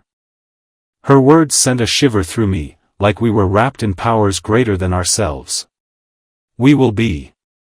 No, I mean, you're always there for me. Every time, I'm in danger. And you come rushing in to save me. Not anymore. You don't want me to save you anymore? That's not what I meant. I want to be there for you too, Rose. If I can throw a punch, I can do anything. Even though that really hurt. She exhaled in frustration. God, I'm not making any sense. Look, the point is, if you ever have to go off alone, take me with you. Don't leave me behind. Liz dash. I'm serious. Her luminous beauty burned with determination and purpose. Whatever obstacles you have to go against, I'm going to be there for you. Don't go alone. Swear to me that if you ever decide to take off again, you'll bring me. We'll do it together. I started to protest as a million fears came to my mind. How could I risk her life? Yet looking at her, I knew she was right. For better or worse, we had a bond we couldn't escape. Lissa was indeed tied to that piece of my soul, and we were stronger fighting together than apart. Okay, I said, clasping her hand. I swear it. The next time I go do something stupid that might get me killed, you can come along. Chapter 30. Alberta was waiting for me in the front office of the Guardian's administrative building. Alberta's role as captain here was remarkable considering the lower numbers of women in our ranks. She was in her 50s and one of the toughest women I'd met. Her sandy hair was showing some gray. And years of working outdoors had weathered her skin. Welcome back, Rose, she said, standing up at my approach. She certainly didn't hug me, and her manner was businesslike. But the fact that she used my first name was a generous gesture for her. That, and I thought I saw a small spark of relief and happiness in her eyes. Let's go to my office. I'd never been there. Any disciplinary issues I had with the Guardians were usually addressed in committee. Unsurprisingly, the office was spotless, everything arranged with military efficiency. We sat on opposite sides of her desk, and I braced myself for an interrogation. Rose, she said, leaning toward me. I'm going to be blunt with you. I'm not going to give you lectures or demand any explanations. Honestly, since you aren't my student anymore, I don't have the right to ask or tell you anything. It was like what Adrian had said. You can lecture, I told her. I've always respected you and want to hear what you have to say. The ghost of a smile flashed on her face. All right, here it is. You screwed up. Wow. You weren't kidding about bluntness. The reasons don't matter. You shouldn't have left. You shouldn't have dropped out. Your education and training are too valuable no matter how much you think you know, and you are too talented to risk throwing away your future. I almost laughed. To tell you the truth, I'm not sure what my future is anymore. Which is why you need to graduate. But I dropped out. She snorted. Then dropped back in. I what? How? With paperwork. Just like everything else in the world. To be honest, I hadn't known what I'd do once I got back here. My immediate concern was Lissa, to be with her and make sure she was okay. I knew I couldn't officially be her guardian anymore, but I'd figured once we were together, no one could stop her from hanging out with a friend. I'd be her hired bodyguard, so to speak. Kind of like what Abe had. And in the meantime, I'd bum around campus like Adrian. But to enroll again? I missed a month. Maybe more. My days were scattered. It was the first week of May. And I'd left near the end of March, on my birthday. What was that? 5 weeks? Almost 6. You missed 2 years and managed to catch up. I have faith in you. And even if you have trouble, graduating with low grades is better than not graduating at all. I tried to imagine myself back in this world. Had it really only been a little over a month? Classes, day-to-day intrigue, how could I just go back to that? How could I return to that life after seeing the way Dimitri's family lived, after being with Dimitri and losing him again? Would he have said he loved me? I don't know what to say, I told Alberta. This is kind of a lot to take in. Well, you should decide quickly. The sooner you're back in class, the better. They'll really let me? That was the part one found a little unbelievable. I'll let you, she said. No way am I letting someone like you get away. And now that Lazar is gone, well. Things are crazy around here. No one's going to give me much trouble in filing the paperwork. Her wry smile slipped a little. And if they do give us any trouble, I've been made to understand that you have a benefactor who can pull a few favors to smooth everything over. A benefactor, I repeated flatly. A benefactor who wears flashy scarves and gold jewelry? She shrugged. No one I know. Don't even know his name, only that he'll threaten to withhold a considerable donation to the school if you aren't let back in. If you want in. Yeah. Deals and blackmail. I was pretty sure I knew who my benefactor was. Give me some time to think about it. I'll decide soon, I promise. She frowned, thoughtful, and then gave a sharp nod. All right. We both stood up. And she walked me toward the building's entrance. I glanced over at her. Hey, if I do graduate, do you think there's ever any way I could be in line to be Lissa's guardian officially again? I know they've already picked out people for her and that I'm in, a bit of disgrace. We stopped by the outer doors, and Alberta rested a hand on her hip. I don't know. We can certainly try. The situation's gotten a lot more complicated. Yeah, I know, I said sadly, recalling Tatiana's high-handed actions. But, like I said, we'll do what we can. What I said about graduating with low grades? You won't. Well, maybe in math and science, but that's out of my control. You'll be the best among the novices, though. I'll work with you myself. Okay. I said, realizing what a concession that was on her part. Thank you. I had just stepped outside when she called my name. Rose? I caught the door and glanced back. Yeah. Alberta's face was gentle, something I'd never seen before. I'm sorry, she said. Sorry for everything that happened. And that none of us could do anything about it. I saw in her eyes then that she knew about Dimitri and me. I wasn't sure how. Maybe she'd heard it after the battle, maybe she'd guessed beforehand. Regardless, there was no chastisement in her face, only sincere sorrow and empathy. I gave her a brief nod of acknowledgement and went outside. I found Christian the next day, but our conversation was brief. He was on his way to meet with some of his trainees and was running late. But he hugged me and seemed genuinely happy to have me back. It showed how far we'd come, considering the antagonistic relationship we'd had when we first met. About time, he said. Lissa and Adrian get the market share on worrying about you, but they're not the only ones. And someone needs to put Adrian in his place, you know. I can't do it all the time. Thanks. It kills me to say this, but I missed you too. No one's sarcasm compares to yours in Russia. My amusement faded. But since you mentioned Lissa dash. No, no. He held up his hand by way of protest, face hardening. I knew you were going to go there. Christian. She loves you. You know that what happened wasn't her fault dash. I know that, he interrupted. But it doesn't mean it didn't hurt. Rose, I know it's in your nature to rush in and say what everyone else is afraid to. But please, not this time. I need time to figure things out.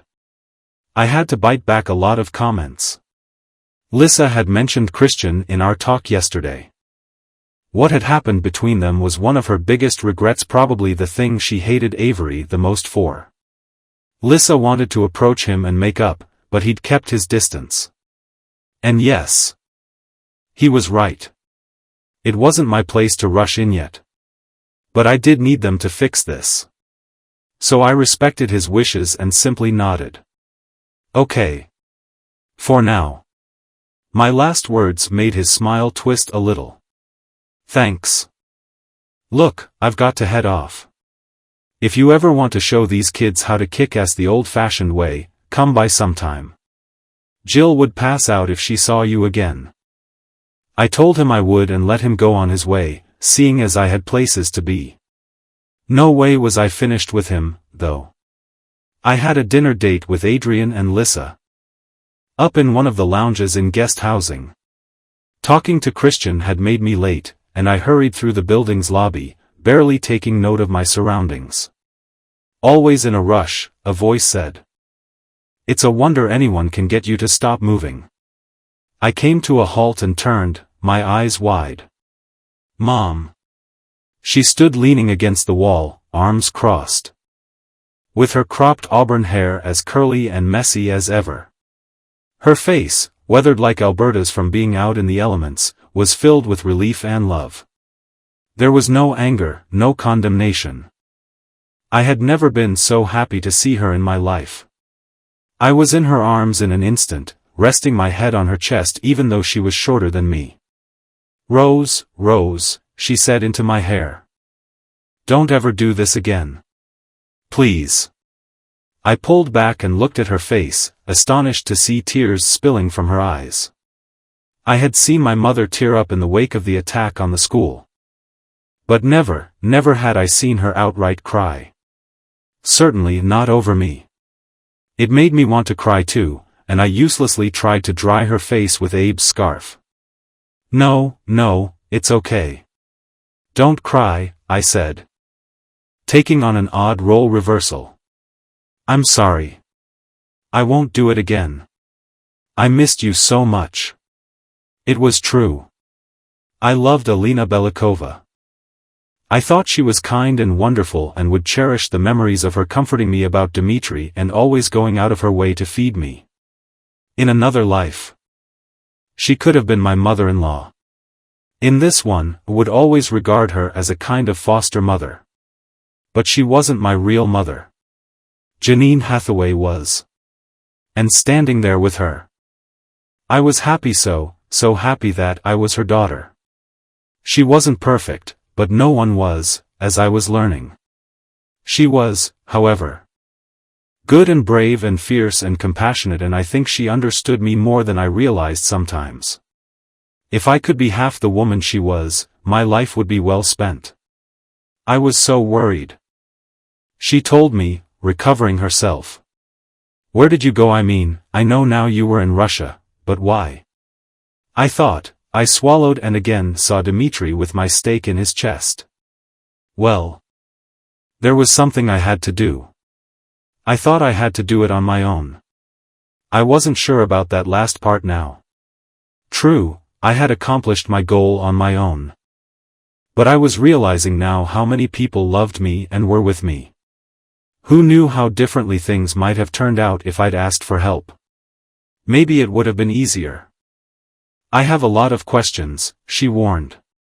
Her voice had toughened, and I smiled in spite of myself. Now she was back to the Janine Hathaway I knew. And I loved her for it. Her eyes flitted to my face and then to my neck, and I saw her stiffen. For a panicked moment, I wondered if Oksana had missed healing one of the bite marks. The thought of my mother seeing what I'd lowered myself to in Siberia made my heart stop. Instead, she reached out and touched the bright colors of the cashmere scarf. Her face filled with wonder as much as shock. This is Ibrahim's scarf, it's a family heirloom. No, it belongs to this mobster guy named Abe.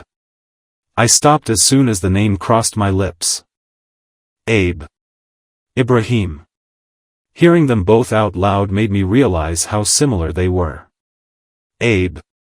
Abe was short for Abraham in English. Abraham, Ibrahim. There was only a slight variation in the vowels. Abraham was a common enough name in the US, but I'd heard Ibrahim only once before, spoken in scorn by Queen Tatiana when referring to someone my mother had been involved with. Mom. I said disbelievingly. You know Abe. She was still touching the scarf, eyes filled with emotion once more, but a different kind than she'd had for me. Yes, Rose. I know him. Please don't tell me, oh, man. Why couldn't I have been an illegitimate half-royal like Robert Doru? Or even the mailman's daughter? Please don't tell me Abe is my father. She didn't have to tell me. It was all over her face. Her expression dreamily recalling some other time and place that had undoubtedly involved my conception. Ugh. Oh God, I said. I'm Zmay's daughter. Zmay Jr. Zmayet, even. That got her attention. She looked up at me. What on earth are you talking about? Nothing, I said. I was stunned, trying desperately to assimilate this new piece of data into my worldview. I summoned a picture of that sly, bearded face, trying to hunt down family resemblance. Everyone said my facial features were like my mom's when she was younger, but my coloring. The dark hair and eyes, yes, that was the same as Abe's. I'd always known my father was Turkish. That was Abe's mystery accent, the one not Russian but still foreign to my ears. Ibrahim must be the Turkish version of Abraham. How? I asked.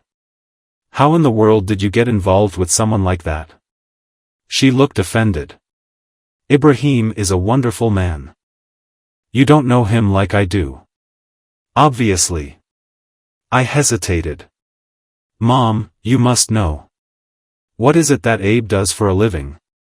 He's a businessman. And he knows and does favors for a lot of people. Which is why he has the influence he does. But what kind of business? I've heard it's illegal. It's not, oh God. Please tell me he isn't selling blood whores or something. What? She looked shocked. No. Of course not. But he is doing illegal things. Who's to say? He's never actually been caught for anything illegal. I swear. You almost sounded like you were trying to make a joke. I never would have expected her to defend a criminal, but I knew better than most how love could drive us to crazy acts. If he wants to tell you, he'll tell you. End of story, Rose. Besides, you certainly keep your share of secrets too. You two have a lot in common. Are you kidding? He's arrogant, sarcastic. Likes to intimidate people, I know. Okay. Maybe she had a point. A small half-smile played upon her lips. I never really expected you to meet this way. I never expected you to meet, period. We both thought it'd be best if he wasn't in your life. A new thought occurred to me. It was you, wasn't it? You hired him to find me. What? I contacted him when you went missing, but I certainly didn't hire him. Then who did? I wondered. He said he was working for someone. Her love-struck, reminiscent smile turned wry. Rose. Ibrahim Mazur doesn't work for anyone. He's not the kind of person you can hire. But he said, wait. Why was he following me? Are you saying he was lying? Well, she admitted. It wouldn't be the first time. If he was following you, it wasn't because anyone was making him or paying him. He did it because he wanted to. He wanted to find you and make sure you were okay. He made sure all his contacts knew to look out for you. I replayed my brief history with Abe. Shadowy, taunting, infuriating. But he'd driven out into the night to get me when I'd been attacked. Been adamant in his goal to get me back to school and safety, and had apparently gifted me with an heirloom because he thought I'd get cold on my way home. He's a wonderful man, my mother had said. I suppose there were worse fathers to have. Rose, there you are. What's taking so long? My mom and I turned as Lissa entered the lobby, her face lighting up when she saw me. Come on, both of you. The food's going to get cold. And you won't believe what Adrian got. My mom and I exchanged a quick look, neither of us needing to speak. We had a long conversation ahead of us, but it would have to wait. I have no idea how Adrian had arranged it, but when we got to the lounge, there was Chinese food set up. The academy almost never served it, and even then, it just never tasted right. But this was the good stuff. Bowls and bowls of sweet and sour chicken and egg foo young. In a corner garbage can. I saw some restaurant takeout cartons with an address in Missoula printed on the side. How the hell did you get that here? I demanded. Not only that, it was still warm. Don't question these things, Rose, said Adrian, loading up his plate with pork fried rice. He seemed very pleased with himself. Just roll with it. Once Alberta gets your paperwork settled. We'll eat like this every day. I stopped mid-bite. How do you know about that? He merely winked. When you have nothing to do but hang out on campus all the time, you kind of pick things up. Lissa glanced between the two of us. She'd been in class all day, and we hadn't had much time to talk. What's this? Alberta wants me to enroll again and graduate, I explained. Lissa nearly dropped her plate. Then do it. My mother looked equally startled. She'll let you? That's what she told me, I said. Then do it, my mother exclaimed. You know, mused Adrian. I kind of liked the idea of us going on the road together. Whatever, I shot back. You probably wouldn't let me drive. Stop this. My mother was firmly back to her old self. No grief over her daughter's departure or wistfulness for a lost lover. You need to take this seriously. Your future's at stake. She nodded toward Lissa. Her future's at stake. Finishing your education here and going on to be a guardian is the dash. Yes, I said. Yes, she asked, puzzled. I smiled. Yes, I agree. You agree, with me? I don't think my mom could ever recall that happening. Neither could I, for that matter. Yup. I'll take the trials, graduate, and become as respectable a member of society as I can. Not that it sounds like much fun, I teased. I kept my tone light, but inside, I knew I needed this. I needed to be back with people who loved me. I needed a new purpose. Or else I would never get over Dimitri. I would never stop seeing his face or hearing his voice. Beside me, Lissa gasped and clasped her hands together. Her joy flooded into me. Adrian didn't wear his emotions as openly, but I could see he too was pleased at having me around. My mom still looked kind of stunned. I think she was used to me being unreasonable, which, usually, I was. You'll really stay? She asked. Good God. I laughed. How many times do I have to say it? Yes, I'll go back to school. And stay? She prompted. The full 2.5 months? Isn't that implied? Her face was hard and very mom-like. I want to know for sure you aren't going to up and run away again. You'll stay and finish school no matter what? Stay until you graduate? Do you promise? I met her eyes, surprised at her intensity. Yes, yes. I promise. Excellent, she said. You'll be glad you did this down the road. Her words were guardian formal, but in her eyes, I saw love and joy. We finished dinner and helped stack dishes for the building's cleaning service, while scraping uneaten food into a trash can. I felt Adrian beside me. This is very domestic of you, he said. It's kind of hot, really. Giving me all sorts of fantasies about you in an apron vacuuming my house. Oh, Adrian. How I've missed you, I said with an eye roll. I don't suppose you're helping? Nah. I helped when I ate everything on my plate. No mess that way. He paused. And yes, you're welcome. I laughed. You know, it's a good thing you didn't say much when I promised Mom I'd stay here. I might have decided otherwise. Not sure if you could have stood up to her. Your mom seems like someone who gets her way a lot. He cast a covert look to where Lissa and my mom stood talking across the room. He lowered his voice. It must run in the family. In fact, maybe I should get her help on something. Getting a hold of illegal cigarettes? Asking her daughter out. I nearly dropped the plate I held. You've asked me out tons of times. Not really.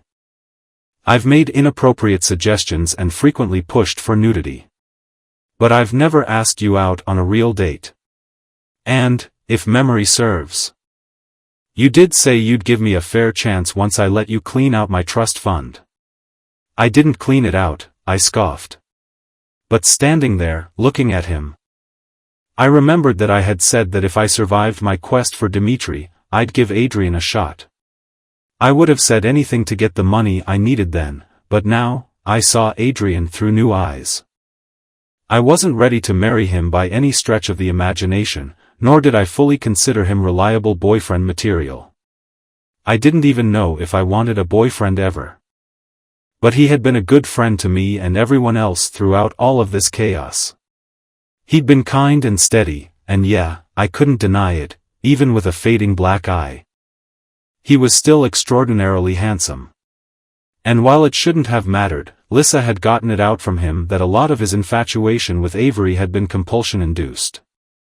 He'd liked her and hadn't been ruling out a romantic attachment, but her powers had cranked up the intensity more than he actually felt. Or so he claimed. If I were a guy and all that had happened to me, I'd probably say I'd been under the influence of magic too. Yet from the way he looked at me now, I found it hard to believe anyone had taken my place for him in this last month or so. Make me an offer, I said at last. Write it up. And give me a point-by-point outline of why you're a good would-be suitor. He started to laugh, then saw my face. Seriously? That's like homework. There's a reason I'm not in college. I snapped my fingers. Get to it, Ivashkov. I want to see you put in a good day's work. I expected a joke or a brush-off until later, but instead, he said, okay.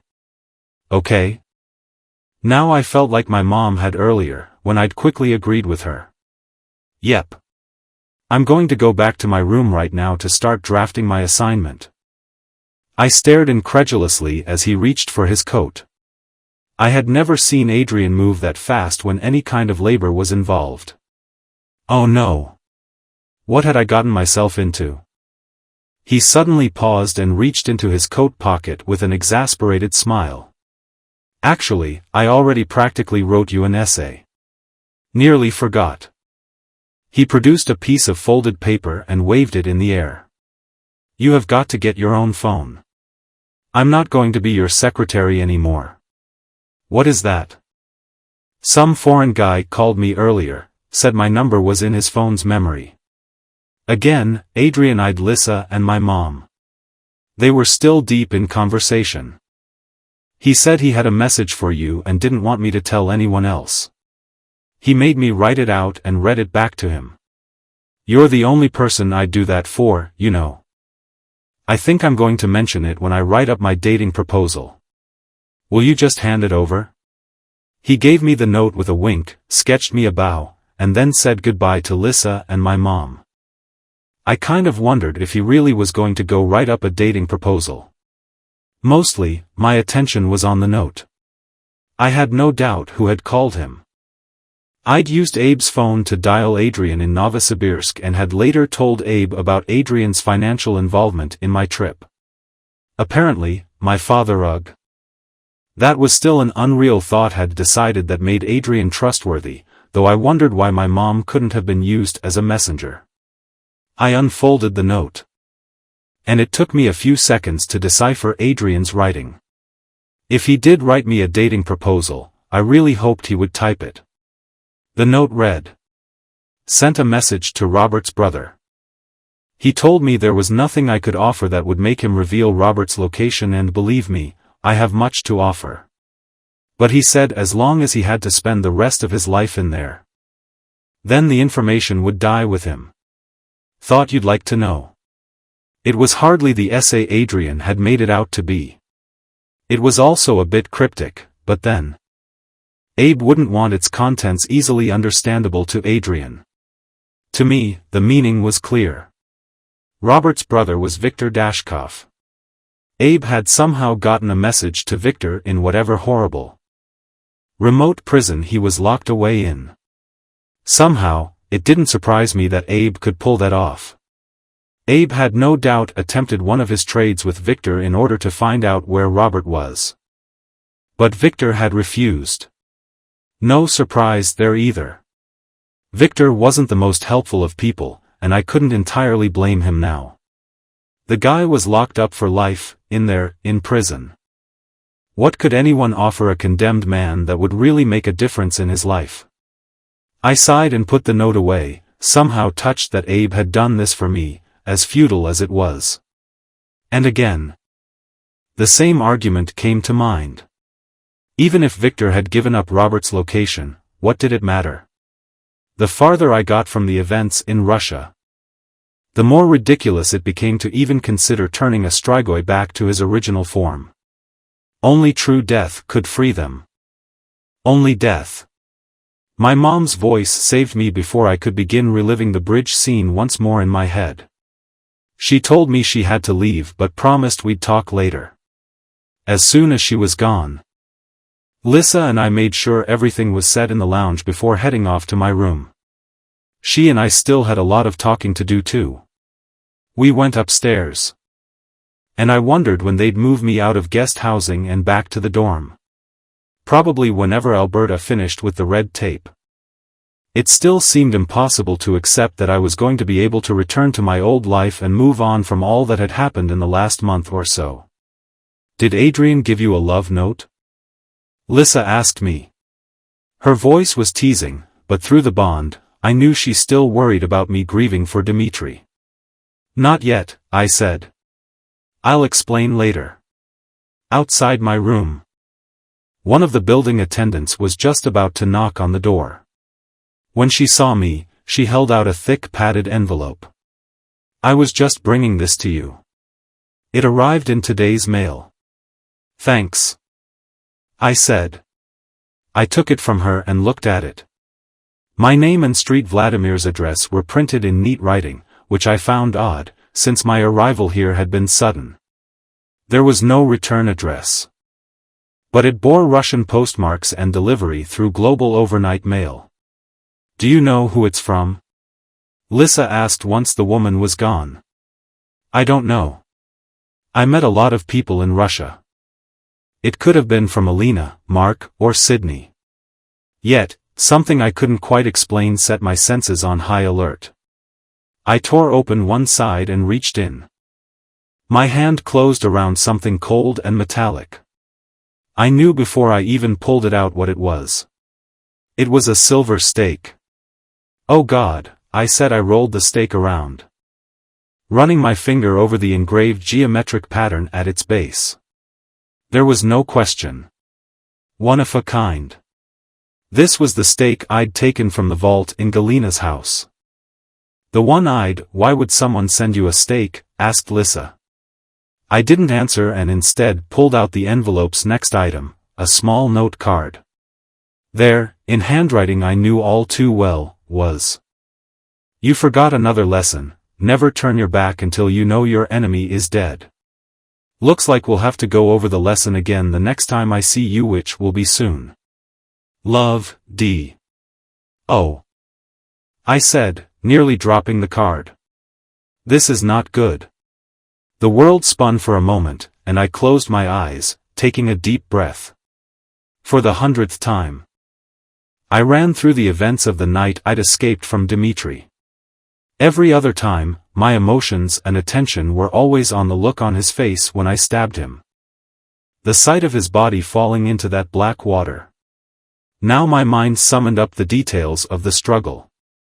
I recalled how his last-minute dodge had interfered with my shot at his heart.